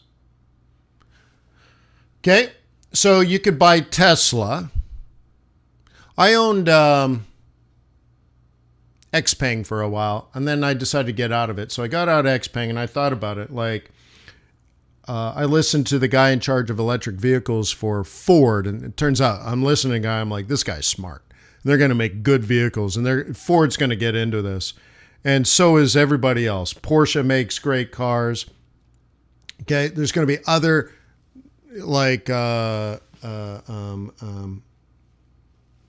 what's the name of that car here? Rivian? No, that's the truck company. The other one, they're making awesome cars here in Georgia. But anyways, so there's going to be alternative electric vehicle companies, but Ford and all the others, Volkswagen, I'm sure, is going to get into everything, all this kind of stuff. All of a sudden, everybody's going to be making electric vehicles. Everybody. And I thought, well, why am I betting on one car maker, in particular, one Chinese car maker? Where, why would I bet on that? Maybe I should bet on the whole industry. So then I bought ChargePoint and EVgo. Cool. Then I thought, wait, the future's batteries, and we all want to go faster and farther with a battery. So the next thing is there's going to be massive radical technology in batteries to make them go faster and farther. And so therefore you might get to a point where they'll never need to charge because you might be able to drive for 12 hours in a car without charging it. Nobody drives more than 12 hours a day. Not mathematically. You might say, well, the 0.01% of people need to drive 13 hours. Like, who cares about them? Okay. So then I thought, well, then I need to bet on the batteries, not the charging stations. But the thing with the charging station is it could be a Tesla, it could be a Porsche, it could be a Ford. So I'm like, oh, I want to bet on that. And then I'm like, I want to bet on cobalt and other things. Okay. So anyway, so I bought BHP, and the thing is the stock has fallen. Okay. The stock has fallen.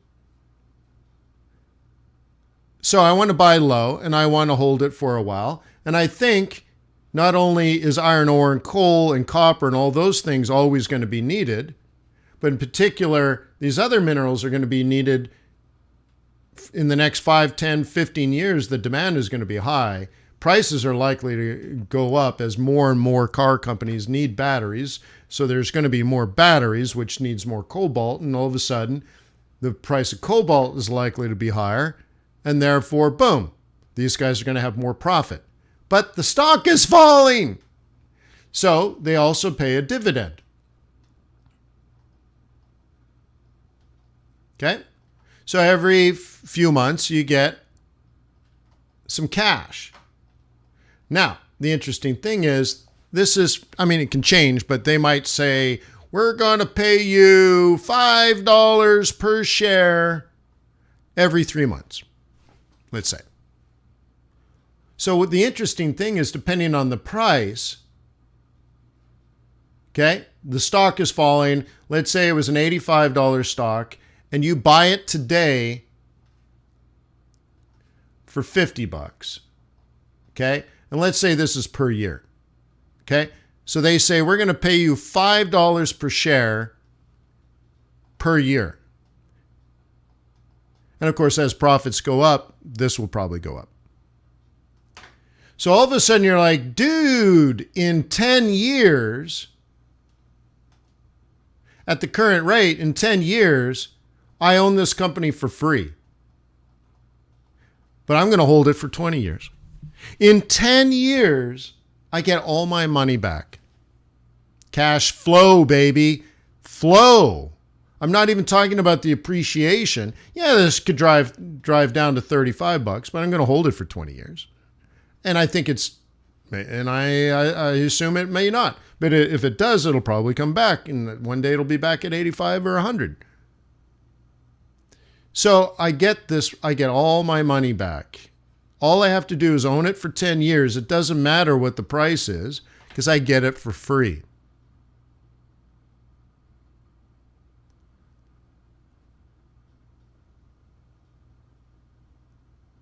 Huh? Stan says, hey, what about owning like Rolexes and stuff? It's just not enough money in it. Who cares? You know how hard it'd be to like buy and sell $1 million worth of Rolexes? And how much money would you make at the end of the day? 200,000? You're like, I can just make that kind of money so much easier doing something else like Forex. Why would you have $1 million worth of Rolexes? Just buying it would take a long time. And inventory and keeping track of it, you'd have to be flipping these watches like crazy. And for what? I can just trade Forex. Okay? What I'm saying is at some point you need to diversify. But like buying and selling watches they're fun. I'm not even wearing a watch today. I don't even know if I have watches around here. Oh yeah, here's a Rolex. Yeah, this is actually one of my favorites actually. This is a vintage Rolex. It's gorgeous. I won't focus on it, huh? It's gorgeous. It's plain, but I'm telling you, I'm doing this. I'm shaking it, and I can feel all the springs inside. It's wonderful. There it is. I guess that it was upside down. Beautiful, right? But like, to like buying and selling, it's just too small. There's just not enough money in it.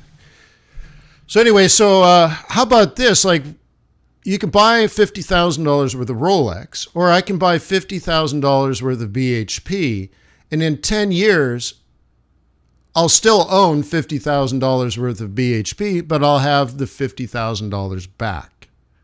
I will continue to collect the dividend. And one day this might be up to, $100 a share. So I got my $50,000 back.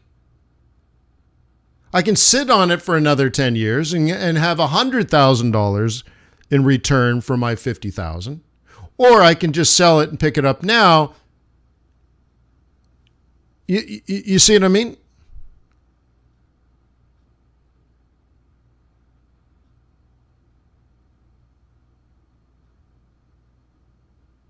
Oh yeah, demo. That's what people do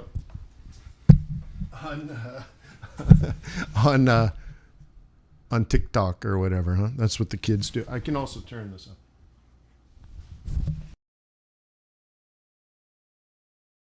Put the hand behind it. Nah, anyways. I think it's gorgeous. It still won't focus. Anyways. Beautiful watch. Love it. I haven't worn it in 15 years. Ugh.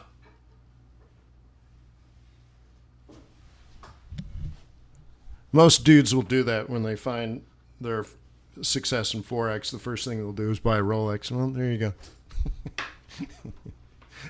Never use it. All right. All right. So there we go. So that's cash flow. Okay. Yeah, well, that's the thing, right, Stan? I'm a venture capitalist, right? So to me, everything is about scale. Yeah, you can flip a watch and make a couple of grand, but that's not enough. That's just not enough. Like, it wouldn't do anything. Like, it just wouldn't change anything. So the next thing is then, well, let's say you needed 25 grand a month. So now you got to like buy and sell 12 watches a month. That's almost one a day. And have an average profit of like a couple of grand. So are you making a couple of grand per watch? Then what are you doing? You're buying a $20,000 watch and selling it for $22,000? I'm like, dude, you're doing that every day, every single day. You're selling a watch for $22,000. And you're like, no. Well, I'm selling them for $5,000 and I'm making, $250 per. Then all of a sudden, dude, you're selling, 5 to 10, 50 watches a day, and all of a sudden, like, to me, it just doesn't scale. It's just it's too tiny. You couldn't possibly live on it. So you look at Forex, and you can move $1 billion in a matter of scale. So you got no better opportunity in front of you than Forex. It's wonderful. It's liquid. See, the problem with the real estate is when the market goes down and you have to refi. Did you guys notice that part of when I was showing you about the 5-year refi and you get your Lambo for free because you pull out $350,000 because the asset went up? Great. What happens if the property value falls and you need to refi? Uh-oh, spaghetti-o. And that's why the great opportunities come during downturns in the market, because some idiot that has no idea what they're doing is stupid enough to buy an apartment building at the top of the market when rents are high and mortgage rates are high and property values are high. And he thinks it's the best investment in the world because all of those things are good. And so he buys it, and then the market turns and it falls and they're bankrupt because now they have to refi and the property has lost $2 million in value. And all of a sudden they're like, okay, we'll refi it, but you have to come up with $2 million in cash. You're like, I don't have any cash. I was leveraged at the top. up. So now that it's come down, I don't have that kind of cash. There's no way I can get that kind of cash. So they foreclose it, and then you come in and you buy it from the bank, not at the high original price, not at what the bank's priced, right, which is $2 million less, but then you come in and you bail the bank out and you buy it from pennies on the dollar there. So you buy the apartment building for 50 or 60 cents on the dollar compared to the old price. And they give you the low interest rate because the Fed has cut interest rates down. So the prices come down. Interest rates have come down. The market is down. And guess what? People that own their houses and did the same thing, bought at the top with high mortgages, with high leverage.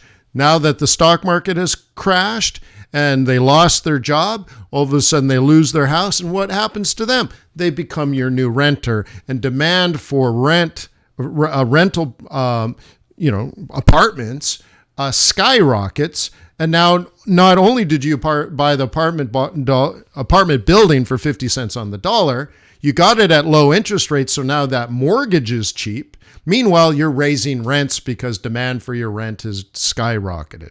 And you're a frickin' genius. Ooh. Okay? I'm telling you, we're going to go into recession, right? There are many opportunities that present themselves during a recession. Do not let this recession go to waste. Okay? So like I said, you can buy a $50,000 Rolex, or you can buy $50,000 worth of BHP minerals, and then 10 years from now, you'll get your $50,000 back. And now you can take the $50,000 and buy a Rolex. What's the difference? Now you own $50,000 worth of BHP stock and you own a Rolex, and the Rolex was free. Now, if you buy the Rolex, what happens is in a drawer in your desk, you have a Rolex that you haven't worn in 10 years with a broken band, and it does nothing for you. It provides no cash flow. I could sell it, turn it into cash, but the value of the dollar has changed. Maybe the value of the watch has changed, and who cares? Never spend your money. I want you to always understand this, okay? Poor people spend their money. I don't care how much money you make per year. You might make $500,000 a year, and you're like, Wayne, I'm not poor. Oh, you paid cash for your Rolex? Yeah, it was no big deal. It was just like 1 month's rent. Dude, or 1 month's, income. You're like, you spent 1 month's income on a watch? Are you mental? What the hell's wrong with you? Oh my God, that's the dumbest thing I've ever heard. Yeah, but I can afford it. Okay? No. If you spend money, I don't care how much your income is. If you spend money, you're poor. Everything in your life should be free because you own assets, and you're an owner and you're a boss. America is a great country.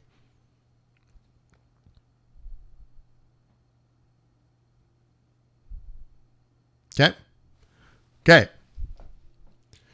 So let's go back and see if anything's changed at the Fed Fund futures market.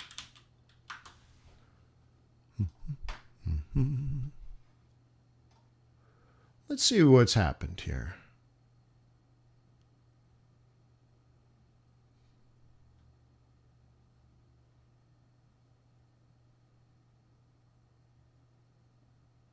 Okay, what's happened?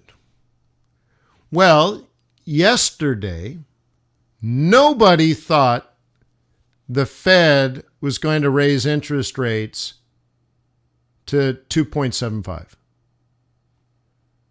And now 5% of people, because of non-farm payrolls, believe the Fed's going to raise by more.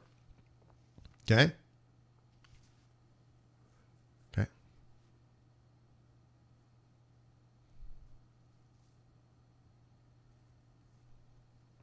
You can go out here. And one of the things, like I told you, is if this is shifting right, so you want to look on Monday as well. If this is shifting right, that would be dollar strength. So yesterday versus today, up. I should say now versus yesterday. Up, up, up, up. The same. So, right? So some of this since yesterday, where's my drawing tool? Some of this from yesterday is now over here. So like we talked about, and on average it's about the same. But this tail, okay? So we're talking about the tails. So you're talking about like this is a normal distribution and these are the tails, right? And this tail has gone down, okay? And this tail is called fat, right? The right tail of the distribution is fat. What we're measuring is kurtosis. Oh my God. We don't want to do this, do we? But anyways, this tail is fattening. And what did I say this would occur if this tail fattens? Would the dollar go up or down?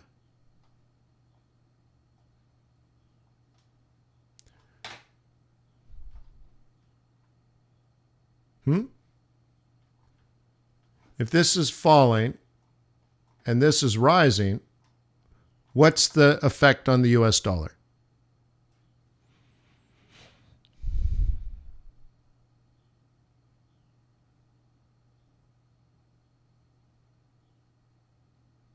Okay. Ladies and gentlemen, okay, right now this is neutral, obviously, and we did talk about that, but ladies and gentlemen, that thought process that you just came to is what fundamental analysis is. Some people think it's news. They think NFP comes out and it pops. Okay? They think that's fundamental. 327,000 jobs. That is not fundamental analysis. That's a data point. So if you talk to any Forex trader and they think news are fundamental, right, like the news, trading the news is fundamental, it's not. They don't know what they're talking about. Okay? So what matters is there's news, like non-farm payrolls. There's the trend in news. There's what the central bank is watching the trend. Okay? So we'll call that monetary policy. Okay? That's how that impacts the markets. And the markets are 6 to 12 months in the future. And if you can combine all that into a decision, let's not say decision, let's say bias. Then combining all of this together, you have done fundamental analysis.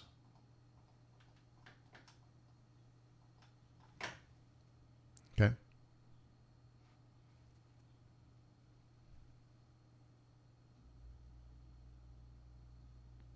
And that's where I'm trying to get you. And once you have a bias, then what do you do? Technical analysis.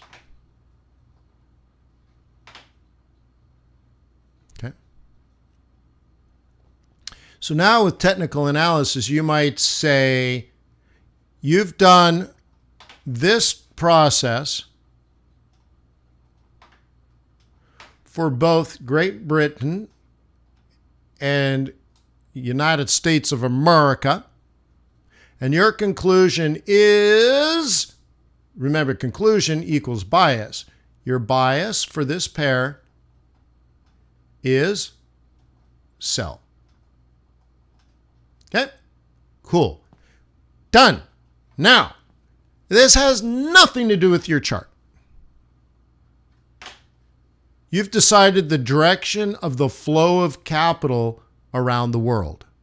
That's what foreign exchange traders do. So now that you have a bias, you're like, I want to sell this. Then the next question is, if you want to sell, at what price and when? Do you know when? You don't know when. Now? How about now? How about now? Do you sell now? What about now? How about now? You don't know what time. So you have to start with price first. This is the price time continuum. Price is on the right, time is on the bottom. The price time continuum. So now the first thing you want to decide is at what price. So you're like, well, this might be resistance. Cool. This might be resistance. Cool. This might be resistance. Cool. Okay. And like we did earlier, and I'll do this in a slightly different color. Earlier today, before non-farm payrolls came out, we said we might want to sell around here. Okay, maybe here, maybe here, maybe here, maybe here. What's up, DK? Okay, so we've answered at what price you might consider selling, but you have already decided that you're a seller. So you want it to go up. Yes, Hope, we had a moment of silence in his honor, in the honor, in honor of the service that he gave the people of Japan as a public servant. So we had a moment of silence right at the beginning. Okay, ladies and germs, you've decided on a bias because you've analyzed fundamental analysis, which is probably a 7-step process of determination and discovery. You came up with a bias, which is your conclusion. Then you said, oh, now I need a chart and I want to use technical analysis to look at different opportunities to buy. That's price. When will you hit this price? Will it ever hit this price? We don't know. Will it ever hit this price? We don't know. Will it ever hit this price? We don't know. And did it hit this price? It did. So did you sell? Maybe, right? But you're in that process. So let's just play around with this price. So let's say around 121 or between, well, that's a 120 and a half, I guess it was, up until 121, let's say. Cool. So you got the price, but at what time? When do you pull the trigger? You might say, well, Wayne, we don't need a daily chart for that. How about maybe like a 15-minute chart or even a 5-minute chart? Well, we don't need the 5-minute yet. Let's go to the hourly. So we said in the range of 120 and a half to 121. So I have it marked further up, obviously. I did this earlier. So let's mark that. 120 and a half to 121 is about there. All right. So let me go into that hourly chart now. Okay, cool. Now, somebody made this decision before non-farm payrolls, but I told you that would happen. I said all these decisions were already made. You guys remember? I said all the orders are here. The buy orders are on the bottom. The sell orders are at the top. Remember what I used so you'd remember? I said bears, rah! have already sold high. Bulls have already put orders low. And I said, if you haven't done this, you're going to get slaughtered in the middle of that range because you're a pig. You're not a bull. You're not a bear. Look, you got your... You're going to get slaughtered. And I do this because I'm... But the best thing about me is my modesty. So hopefully you remember when I do things like this. And so people in here are getting slaughtered.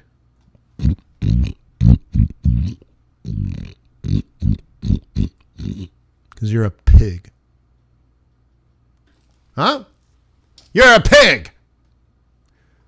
You're going to get slaughtered. So buyers are down here. Sellers are up here. They placed their orders probably yesterday. Someone's already sold this. Someone's already bought that. And everyone else is losing money. What I said is yesterday, okay, my swing trading group and I already planned out all of next week, which means we know where our orders are.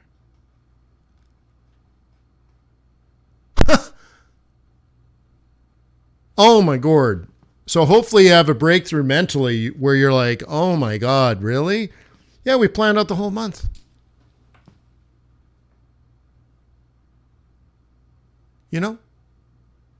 And other people are winging it. Oh, look at the news. Oh, it was good. Oh, it was bad. Okay. So anyways, there we are. Okay. And I'd like this to actually rise higher so I could sell it at a better price. I wouldn't mind selling this at 21 or even 22 and a half. I kind of want it to go up, but I'm a bear. I want it to go up so I can sell it, you know? And that's where I'm trying to get you to be, guys and gals. I want you to think further ahead. I want you to think bigger. Part of this is so that you could scale.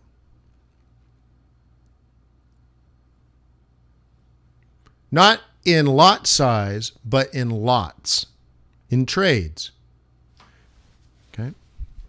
And by the way, as your account size grows, your lot size grows, your percentage of risk never changes. But in the beginning, you might be making $100 a day. Okay? 5 years from now, you might be making $1,000 a day. Sweet. Now you're like, well, then in a few years, I could be making $10,000 a day. I'm like, whoa, calm down, son. At that point, which that's way too much money for most people. So what you should be doing is lowering your risk per trade. So maybe you can survive on only $5,000 a day. But even that is more money than most people ever need. So maybe you need to lower your account size. Well, wait, lower my leverage and lower my account size? Why would I do that? Consider it a rainy day fund. So now you lower your account size by what? Finding an apartment building, taking some of your cash, convincing a bank to lend you almost all of the money, and your entry is just your little bit of cash that you took out of your Forex account, and you put it in your apartment building. And now you own an apartment building. Sweet. Cool. And every month you collect a little bit of profit for rent. And in 5 years you refi, and you might put $100,000 in your pocket in the refi. Every 5 years you get a cash distribution, and every month you get a little cash flow.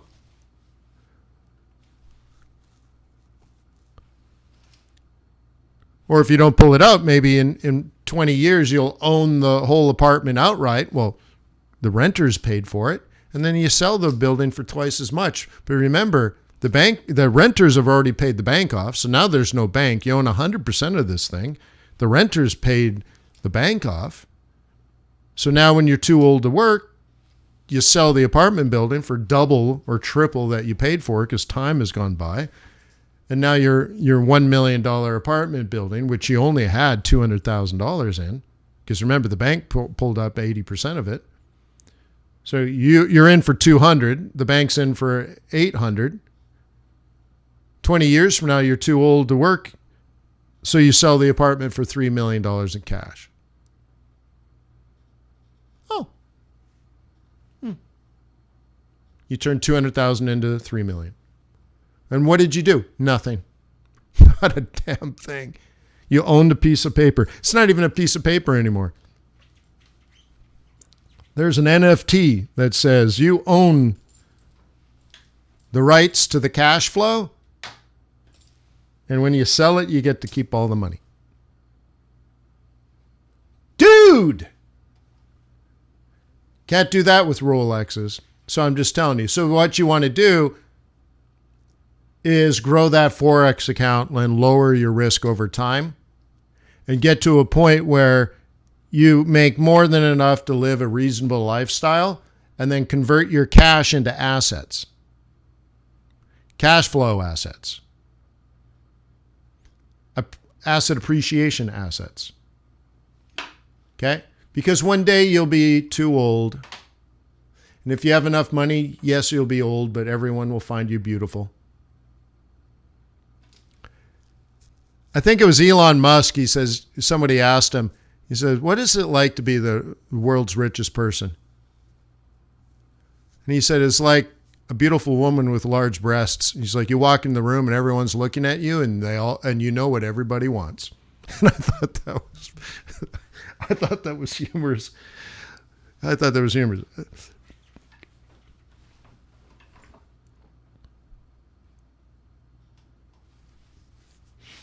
Sexist and should be scolded, of course. But it still made me chuckle because I have gray hair. I probably am. All right. Okay. Own, guys. Don't spend. Own. Okay.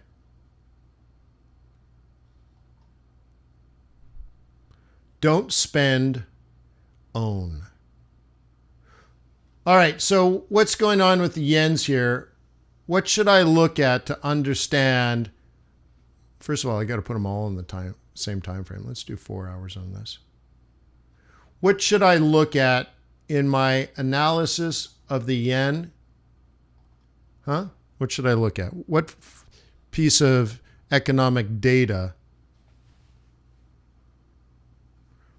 Well, remember, we look at economic data to understand the monetary policy. So what can I get to analyze whether I should be buying and selling yen? Now, this is a question. I know all boot campers in my day trading course and my swing trading, not course, but group, my day trading group and my swing trading group, I have taught everybody, and we've analyzed it in real time to make daily and weekly decisions on the value of the Japanese yen. What do we look at that most people do not look at in their analysis of Japanese yen?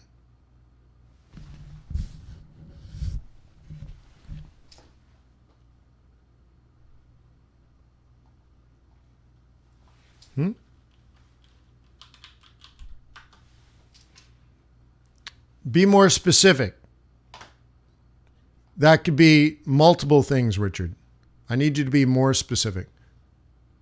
10-year JGB, no, but yes. Okay, what about it? And what is it? How do you join my group? FXBootcamp.com. There you go. Samuel and David are right. Yield curve control. Okay. Yield curve control is whether the Bank of Japan is going to buy or not buy, sell or not sell. Okay. And what is the determination by the Bank of Japan for the yield curve control? What do they look at to make the decision whether yield curve control is needed? Hint, hint, hint. People have already said it, but you got to do it in the right order. What's the determination to the Bank of Japan whether yield curve control is needed?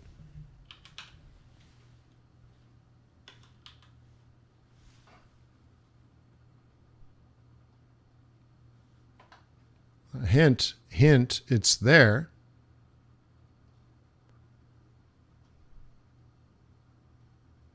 The yield on the 10-year, yes. And specifically, yes. So correct. The number one concern for the value of the yen currently is whether the Bank of Japan will need to do emergency yield curve control because the value of the 10-year Japanese government bond is higher than 0.25%. If you don't know that, you are in trouble.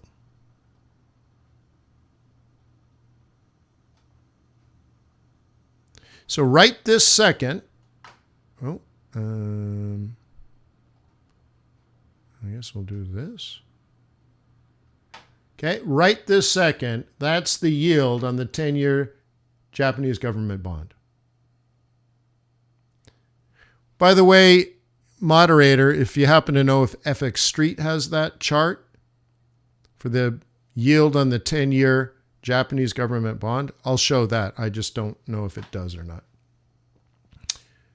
Okay. So when yields pop above 0.25, the Bank of Japan steps in to control that yield, push it down. So this goes back over a year, and you can see, okay, let's get a drawing tool here, right? Oh, hey now, undo. Hey now, I guess I'll just use my own drawing tool. Beep. Okay, so you can see, let's use an arrow for this, and I'll use pinkish reddish. Somebody is stopping this yield from rising. Can you see? That is the Bank of Japan. So you can go back in time and look at these moments and see how it impacted the value of the Japanese yen. Okay. Check this out. That's the bigger news, isn't it? So at some point, somebody stepped in and said, hey now, no more. And they stopped that raging bull in its tracks.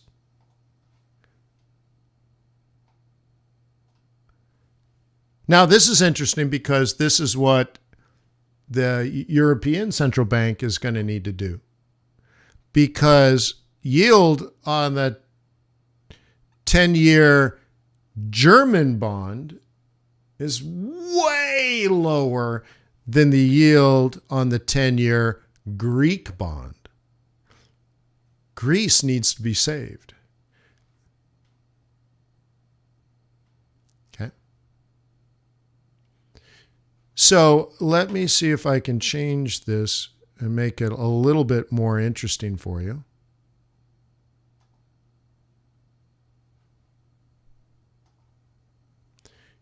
You're like, Wayne, it's not that big of a deal. Okay, I showed you over the course of a year. Now let me show you. Look at this. This is just over since June. We're only going back a month. Look at this. Rates spiked and were crushed. Spiked, crushed. Spiked, crushed. Spiked, crushed. Spiked, crushed. Holy smokes. Like, there's no doubt. Like, it dropped from 0.45 back down to 0.25 in minutes. Holy smokes, huh? So when I'm talking about yield curve control, I'm not talking about some esoteric operation. Like, oh my God. Okay. And does this impact this pair? And so you'll have to go back in time and figure all that out. Okay?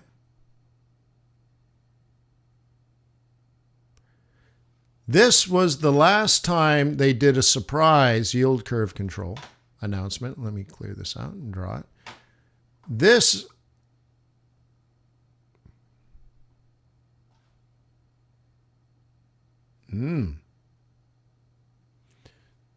So you'll have to start analyzing what you think will happen next if yields are going up. Will this happen? Well, what created this? Well, what created this? I'll leave that for you because we discuss this stuff all the time at FX Bootcamp.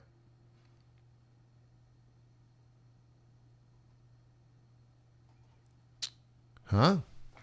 I'd hate to be a Forex trader and not track actual operations conducted by the central bank.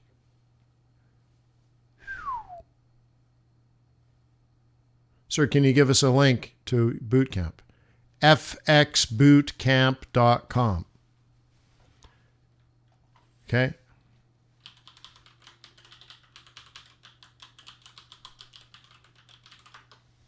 Okay? It's a whopping $88 a year. Cool.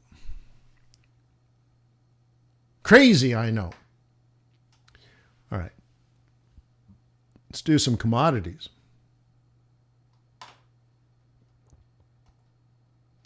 Can you figure out the plan? If higher high, so let me move it over here, then higher low, and you buy it. Noise. Noise. Noise. What do you stink?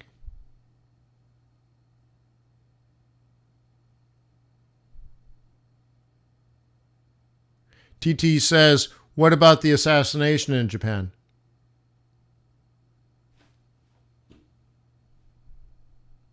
Yeah, it's terrible. Will it affect the Japanese yen? Well, why would it affect the Japanese yen? If you can answer that question, then the answer is maybe.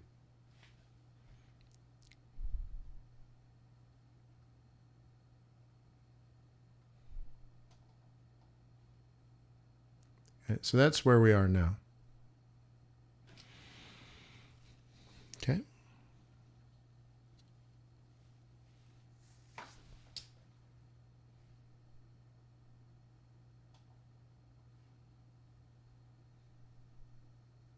Cool, huh? So you have to decide whether you're a buyer or a seller. And then at what price and time. So I did this, okay, right, yesterday. Okay? And actually the day before. Okay? But yesterday, right, we had this big move up. So if it makes a higher high, then buy the higher low. We have this price. We have this price. Okay? We have this price. We have the psych level of 102. The psych level 101 if it fell further. The thing is, I'm not thinking about whether I want to buy or sell. That's what amateurs do. See you, Petey? Do you check oil inventories? Of course. Okay. But here's the thing.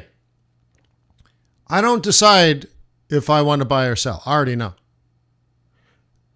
It's so clear. There's so much clarity based on rationale. It's rational decision. That the only thing I care about is at what price would I like to buy it, and I don't know what time, but I do know the price, and both that's technical analysis, so that's the easiest part of all of this. So I already decided, and again, we were actually over here when I was setting this up.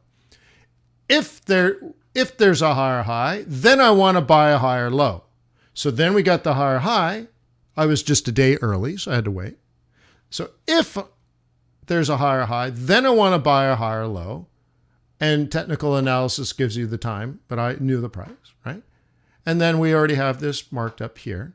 I don't know if that's going to go there, but that's just technical analysis. And, this is probably tomorrow if this continues. See, I don't know if it's going to continue. I don't know if I'm right or wrong. It's just a decision.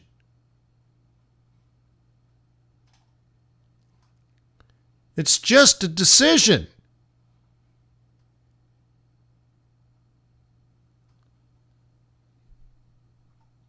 So now the future is, will I consider this a higher high? Then this will probably be a higher low, something like that. And if now the trend continues, then a higher low should produce a higher high. So I probably will get something like this in the pink, or it drops out and I get knocked out of break even or a small loss. Boo-hoo.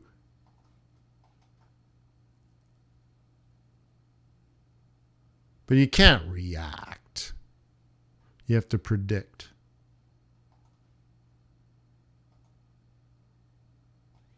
Okay, let's take a look at other things in the world today.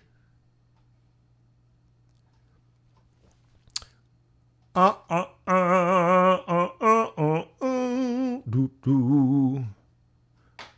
I want to switch this over to MT5.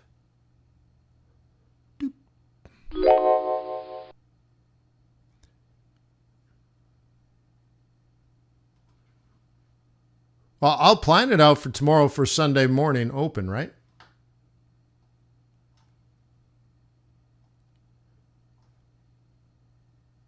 Okay. You see how we're on a web browser? You can get rid of that. I have this plugin. So now I can get rid of the browser.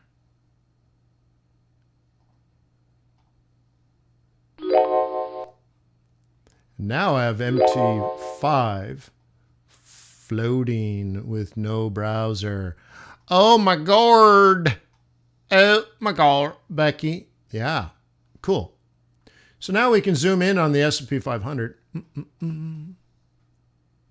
See the initial reaction. The Fed's going to have to raise interest rates higher than 3.5%. The terminal rate. Do you guys remember? The first thing we talked about, the rationale, the reason non-farm payrolls is important, all comes down to, will the terminal rate rise or fall?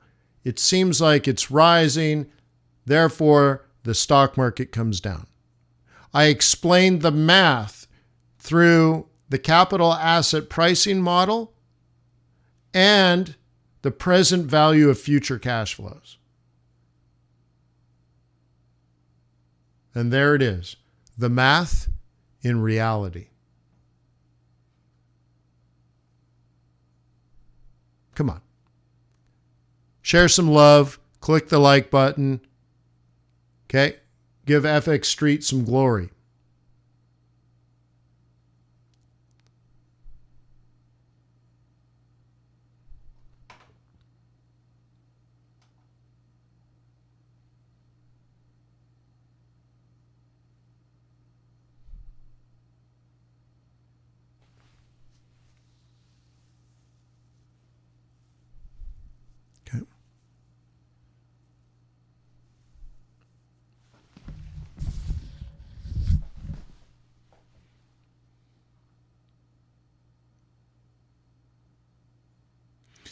Okay. If the Fed raises further and asset prices fall, people have less wealth and they spend less money. People lose jobs related to the less spend, particular poor people that work in retail or work in hospitality.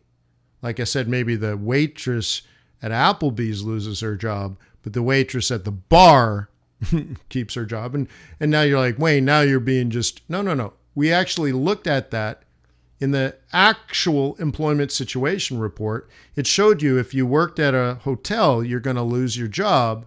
But if you work in a bar, you won't lose your job. Very interesting. There's a social aspect to money. And that's right out of the data, guys. That's not my opinion. And therefore, the economy goes into recession. Okay? Now, sometimes it's the tail wagging the dog kind of thing. Like sometimes is this going down because we're going into recession? I would say the value is going down because of math. Remember the variables? Either like inflation or interest rates. So inflation is going to go higher, or if interest rates are going to go higher, then it reduces the value. So the stock market falls because the value of the stock market falls. Therefore, now you feel like you have less money. Now you spend less. Then people lose jobs, which means they have even less money. They spend less, and it's a vicious cycle. And that creates economic contraction, which then is expressed as a recession. Typically, the Fed comes in and lowers interest rates, but the Fed is creating this whole process and raising interest rates. So let me ask you a question. Is it the Federal Reserve's fault?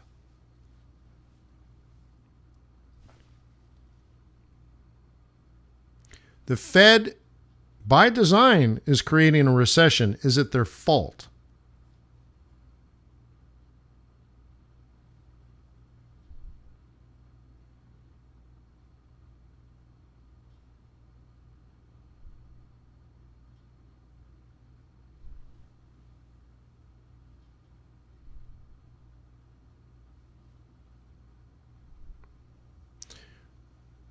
So what I teach is that this has nothing to do with the Federal Reserve. This has nothing to do with central bank. It has nothing to do with quantitative easing. It has nothing to do with low interest rates and that they were slow. Okay, yes, they were slow, but it's not what caused this problem. Okay, fiscal policy created this problem. And now I have more than a fair amount of economic education. So I know, having read Milton Friedman and studied Milton Friedman, not exclusive, but I read a lot of economists, right? A lot. Many of which have won Nobel Prizes. And I also study history. Okay? But it's the fiscal spending that did it. And that's what Milton Friedman would have told you 30 years ago, 50 years ago. He would have told you straight up, there's only one way to create inflation. And that's the U.S. government, okay, creating it through levels of extraordinary debt financed with the printing of money. And then you say, well, isn't that what the Fed does? Well, the Fed does credit. There's a bit of a difference because they can create credit and they can destroy credit. They can create it and then destroy it. Create it, destroy it. And we went through in 2008, the United States created, for the first time, they created their first quantitative easing. And then they did it again, then they did it again, and then they kind of did it again. And that, okay? And 20 years before that, the Bank of Japan invented quantitative easing. So for 40 years, Japan could not create inflation despite 40 years of quantitative easing and 0% interest rates. 40 freaking years and no inflation. Then the United States did it for about 15 years. No inflation. And now you're going to tell me the Fed created this problem? Show me the data. Europe did quantitative easing. No inflation. None. Zero inflation. Negative inflation. And then one day, inflation's rampant around the world. What did fiscal policy do? What was the fiscal, not central banks, what did governments, what did political leaders do around the world? What did like the United States and the United Kingdom and Europe and Australia and New Zealand and Canada, what did these countries do in response to COVID?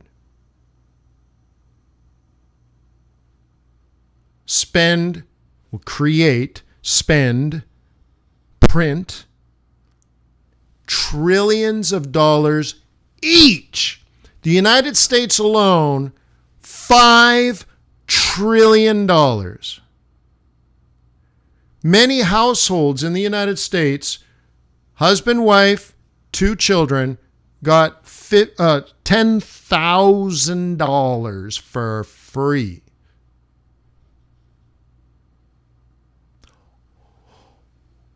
Because of COVID? And what was the net result? Inflation. Why? When you get money for nothing, there's no productivity.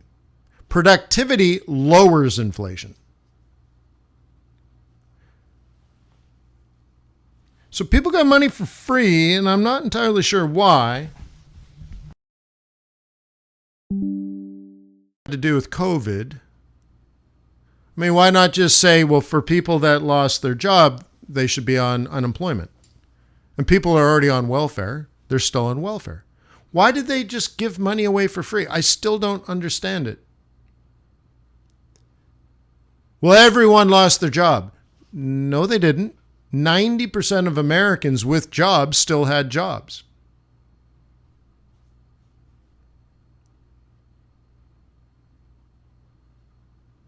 Huh. So why did most people get money for free? Well, you know what? That was a bad decision that created the inflation.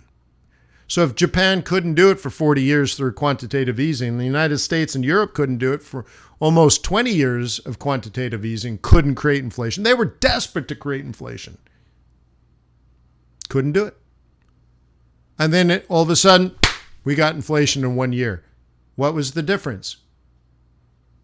It wasn't monetary policy. Okay? Government spending. Okay? Now, government spending is important for what reason? Nominal GDP, otherwise known as Y, is equal to C plus I plus G. Okay? Plus exports minus imports.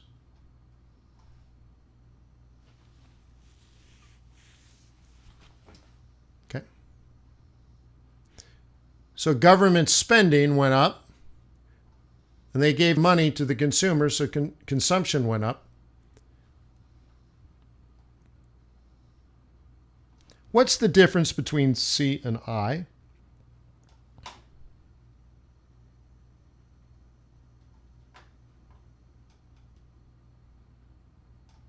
It's related to the conversation we had earlier. What's the difference between C and I?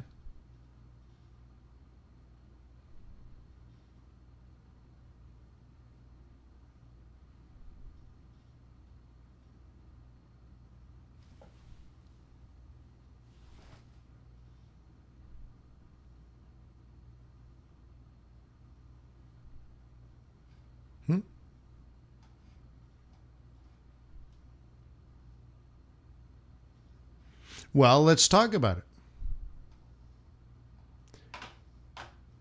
Consumption is like spending money on food, travel, TV, whether it's the physical TV, maybe you pay money to Netflix.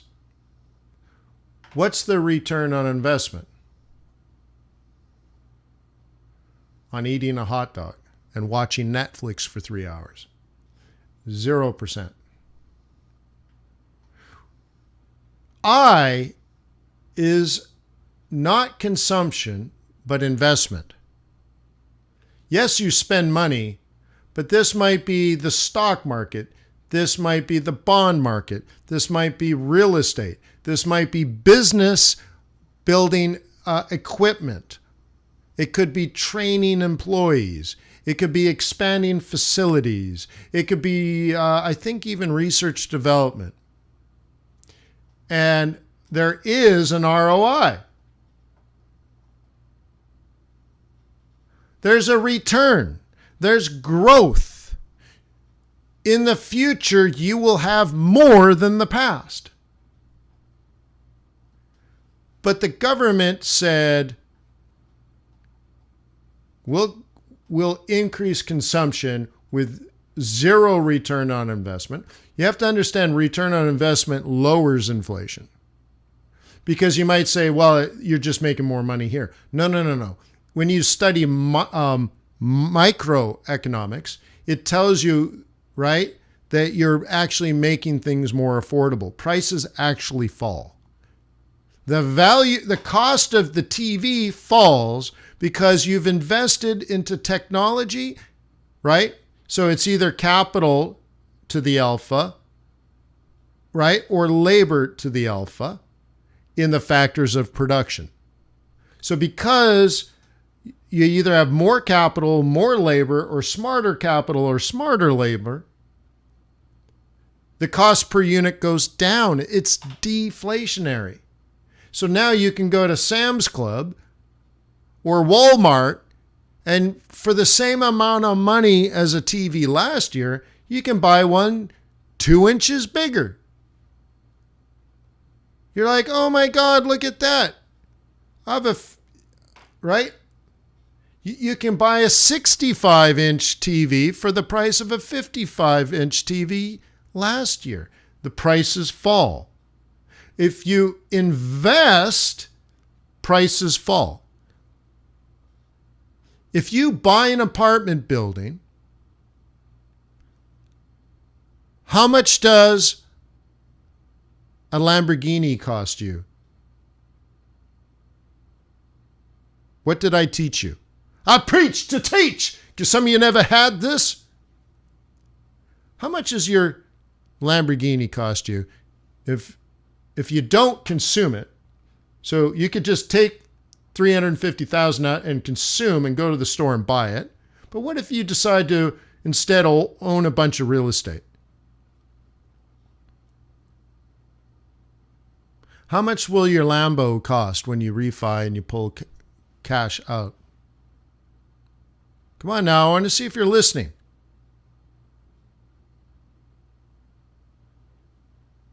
Hello?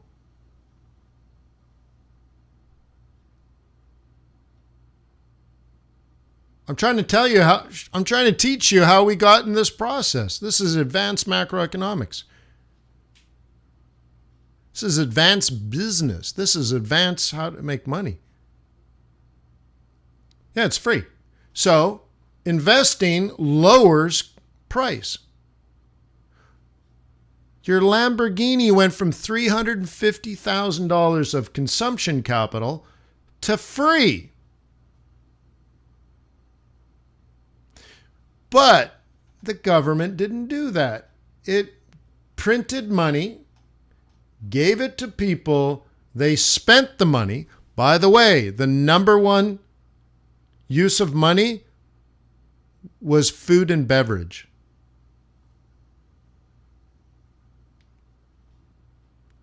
%0 return on investment. Once you eat the food, what do you do with it next? So then you just paid money for that output. So now there's all this money sloshing around. Not enough stuff to buy with it. So prices go up.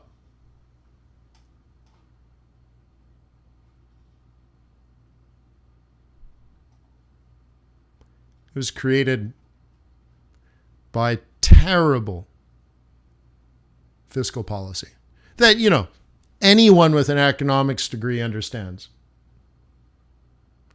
Here's something interesting. Here's a period in which inflation was created.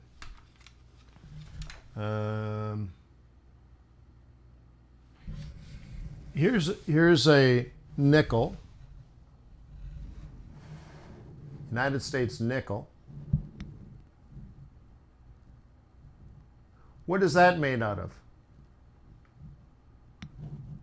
And the funny thing is, I don't even know if they called it a nickel, because it's made out of silver. $18.45, I think. Okay. So one day the U.S. government said, we want to make more of these, but we don't have that much silver. Silver is expensive. So instead, let's make more nickels, but out of steel. Silver, steel. You can even see the difference. Silver, steel. Silver, steel. Okay? Steel. Okay? Which one do you think is worth more? The silver or the steel? Well, then they stamp it and say, no, either way it's 5 cents. Really? Why would they change it from silver to steel? They want to make more of them, but it's too expensive. We want to use something with less value because we can't afford silver. So we'll make money not out of silver, but out of steel. But of course, now they're printing money at a less value. And guess what happened? Inflation.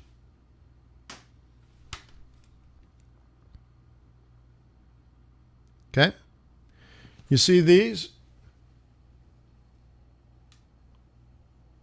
Copper pennies.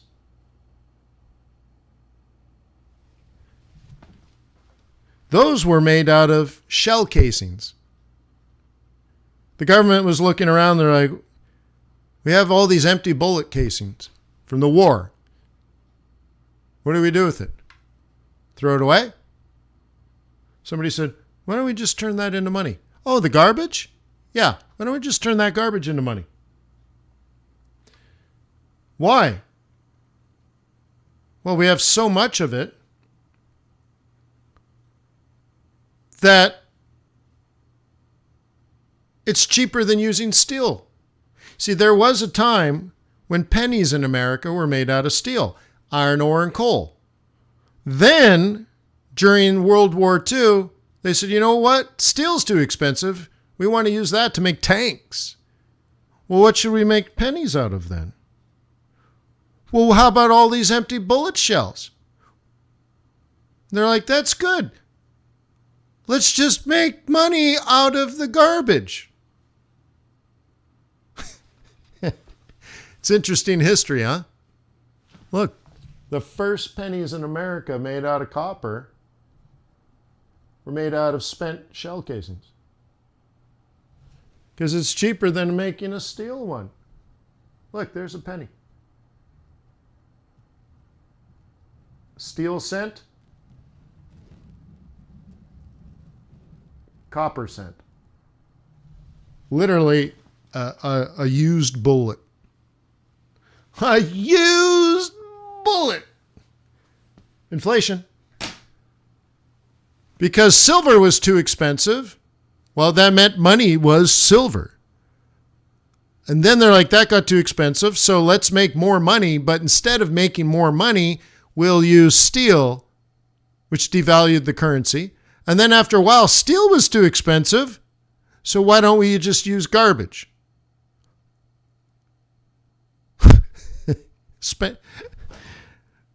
And now what's next?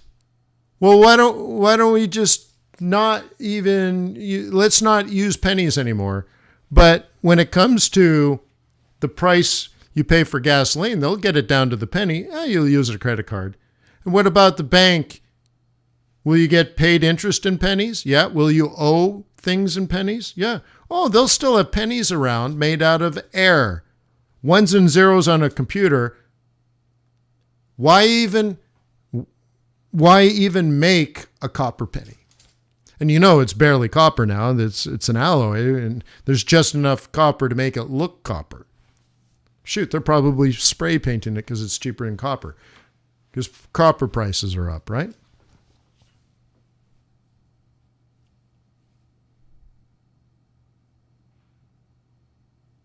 Cool, right? Isn't the world an interesting place? History is an interesting place. When the government can't afford money based on value, instead, lower the value, lower the value, lower the value, and get to the point where there's no value at all. See, like, if you own a penny made out of copper, is it worth 1 penny or is it worth the copper? There's some sort of productivity there in the sense that you own that copper. If you owned some silver, there could be some return on investment. The value of the silver could go up, right? There can be some productivity.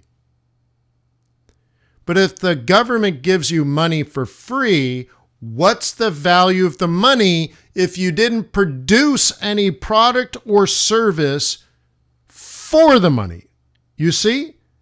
Like if I pay you to dig a hole in the ground, I gave you money and you gave me a hole, you were productive. You might have even brought the shovel, which was valuable because maybe I don't have a shovel and maybe you're stronger than me.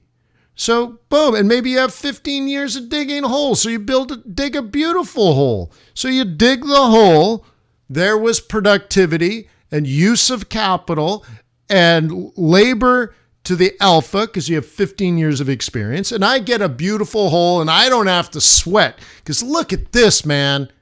Look at this beautiful body and face. I don't dig holes. Actually, I dig holes all the time. But anyway, so like you provided productivity, I gave you income and it was exchanged. Now, what do you do with the money I gave you? You go to Applebee's and you get some food. You didn't have to go shopping. You didn't have to cook it. You don't have to clean it. Someone brought it to you. And there was a cook and a cook's helper and a dishwasher and a prep guy and an owner and a waitress and a bartender. And there were lights turned on. You didn't have to pay the electrical bill. You didn't have to pay the gas bill. You didn't have to pay the insurance. All of this was provided. So now all those people and all those service providers get a piece of the money you spent. And then what do? They cover their costs, including employees, and maybe return some of that capital back to their shareholders. But the thing is, the money just circulates.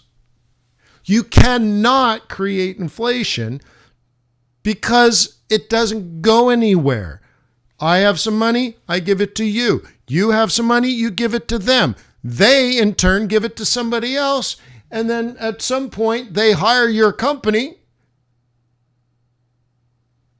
And you provide a service within the company, and the company pays you, and now you got your money back. We call that velocity. It's impossible to create inflation unless there's zero productivity and you just give it away for free. Now you've lowered the value. It's so important to understand that concept. Where'd the money come from?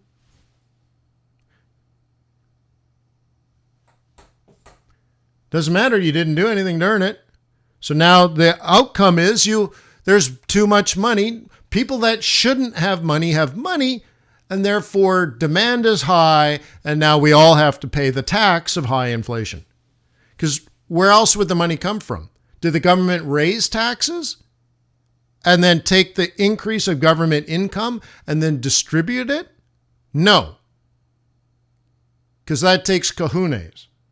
So instead, they borrowed the money, gave it away for free. We're all clobbered with inflation, and therefore we're all taxed. And you're like, what do you mean taxed? Well, if they had actually taxed you, you would have less money in the bank. But since they didn't actually tax you, but added money to the economy, prices are high. Now the money in your bank buys less. So you either have less money or you can buy less. What the heck is the difference? Okay. And now what? The Fed has to fix the supply chain problem? They can't do that.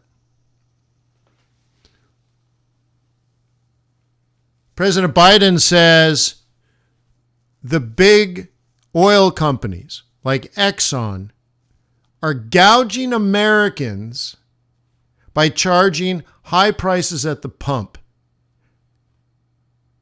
In fact, he said they have more money than God and they should be punished. It's one of the dumbest things I've ever heard by any politician. That's just dumb. Makes no sense whatsoever. Zero logic. Well, that can be a back. I guess they're a logic. Gas prices are high. Oil companies produce gas. They're bad. Well, did you bail them out when they had zero money? No. When the oil was zero?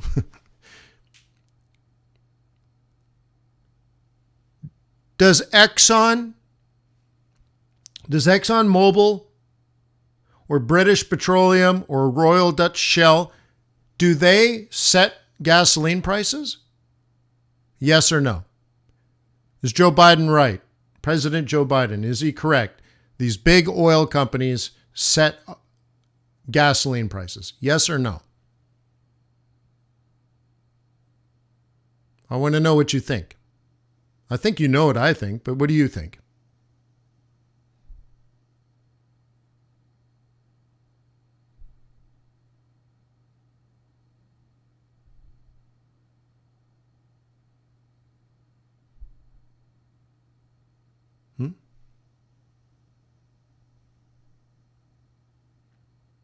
Huh? What do you think?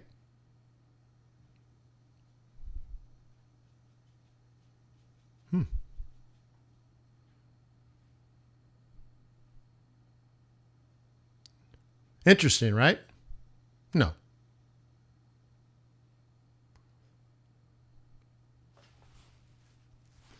Cool. Anyways, anywho.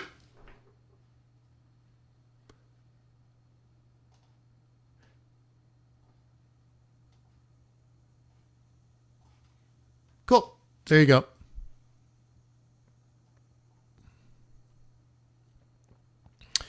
So many of you are in my oil trading course, and over the next 2 months, actually 3 months with the live oil trading group, you will become experts in the global energy complex.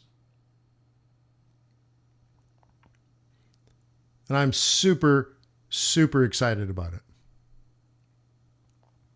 And you can still join that group for half price.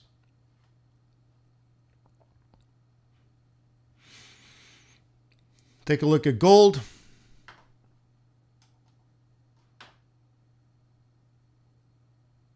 Coming down. So one question is why? High inflation? Maybe.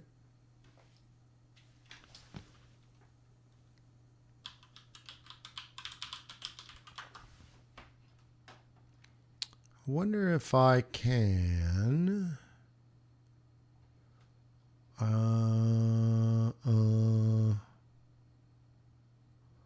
rates, is it all Forex?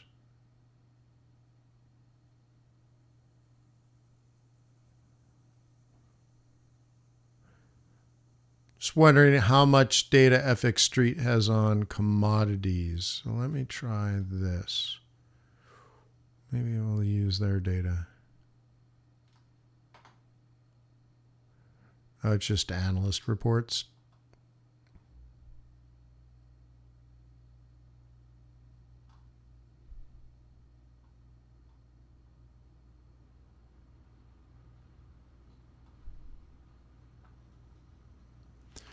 I was hoping for not analyst reports, but just the data. Rates and charts, maybe.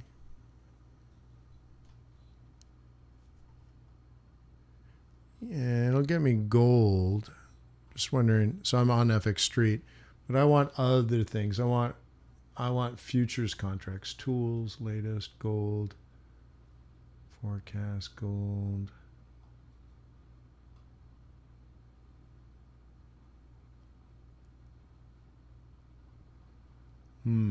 I guess it's going to be okay to use an outside source because I don't see. Okay, so let's use. Well, you know what? I'm not going to do it just out of respect for FXStreet. I was going to go to a different site and get futures trends. I wanted to show that many things, oil, gasoline, maybe wheat, maybe copper, maybe some other things, are actually coming down in price. Even the Baltic Dry Index has come down significantly in price. So that's a service, not a commodity. And there might be a lot of data that suggests that peak inflation has been hit. Now, we're worried, of course, with such a great jobs report in the United States that inflation is still going to be there, or it will return because demand will still be there. But the counter argument would be we're already losing inflation.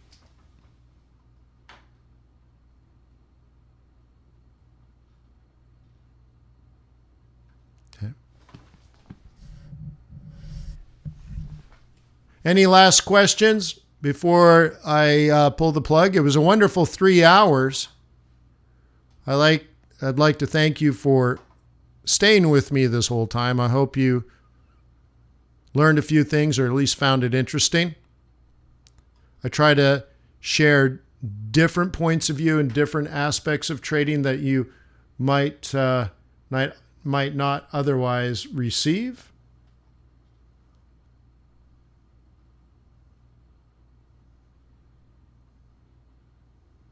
Okay. Look at the full Monty, huh? Look at that. Just wonderful. Up and down, down and up. That's exactly what we talked about.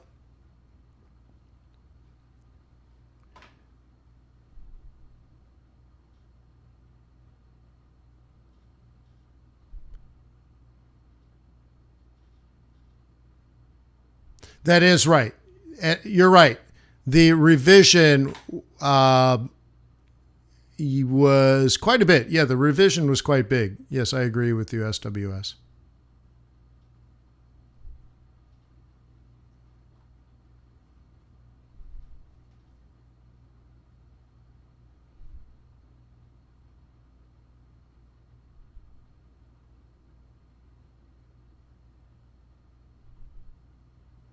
Yes, those are trading oil are doing quite great. It's a great. Let me post that one more time. FX Bootcamp. Okay. This is a great opportunity for you to join a really cool group, and you will, in lecture and in the live markets, learn how to trade oil. But most importantly, you're going to learn how to develop a fundamental bias of true knowledge in the market, not just reading reports, but actually understanding the history, the technology and infrastructure, the legal aspects, supply and demand, seasonality, and technical analysis. You will know a lot about the oil industry. You'll know what the machines do. You will understand the technology of drilling 5 miles down, and then how things have changed, because now that it's 5 miles down, you can also turn the drill and move 3 miles left. It's amazing And think of the geology involved. And you're standing there and you're like, I'm pretty sure there's oil under my feet. 5 miles or 3 miles, 3 miles below my feet. There's oil. Well, how do you know? You're like, well, I'll just drill a hole and find out. Yeah, well, it's $4 million. If there's no oil down there, you lose $4 million. You're like, ooh, okay, now you want to be really sure. How the heck do you know there's actually oil down there? So we'll talk about that. You'll learn seismology, not just geology, but seismology. I mean, that kind of stuff, right? If you find oil on the ground, let me tell you a story about a man named Jed. Poor mountaineer, barely kept his family fed. Then one day he was shooting at some food, and up from the ground came a bubbling crude. So Jed finds some oil on his land. Then he decides he's going to do a deal. So an oil company comes in, sucks it out of the ground for him. What's the legal contract like? Like, I'm telling you, this is epic. Epic. You're an expert. Huh? It's 50% off, man. Right? Whopping $250. People did sign up for $500. It's not a joke. Okay. So anyways, that's that. That's it. That's all I got. Thank you to FX Street. Thank you to our moderator. Please visit tradersway.com if you're interested in a trustworthy, ethical foreign exchange broker. Narrow spreads, huge swaps, fast execution speed, world-class customer service with above-average good-looking people. Have a wonderful weekend. I hope to see you at FX Bootcamp. If you're in my day trading group, we are meeting Sunday night to set up our trades 12 hours before the London boys even are awake. We're going to front run those boys. Huh? Peace on earth. May the pips be with you. May your profits be above average. Thank you for your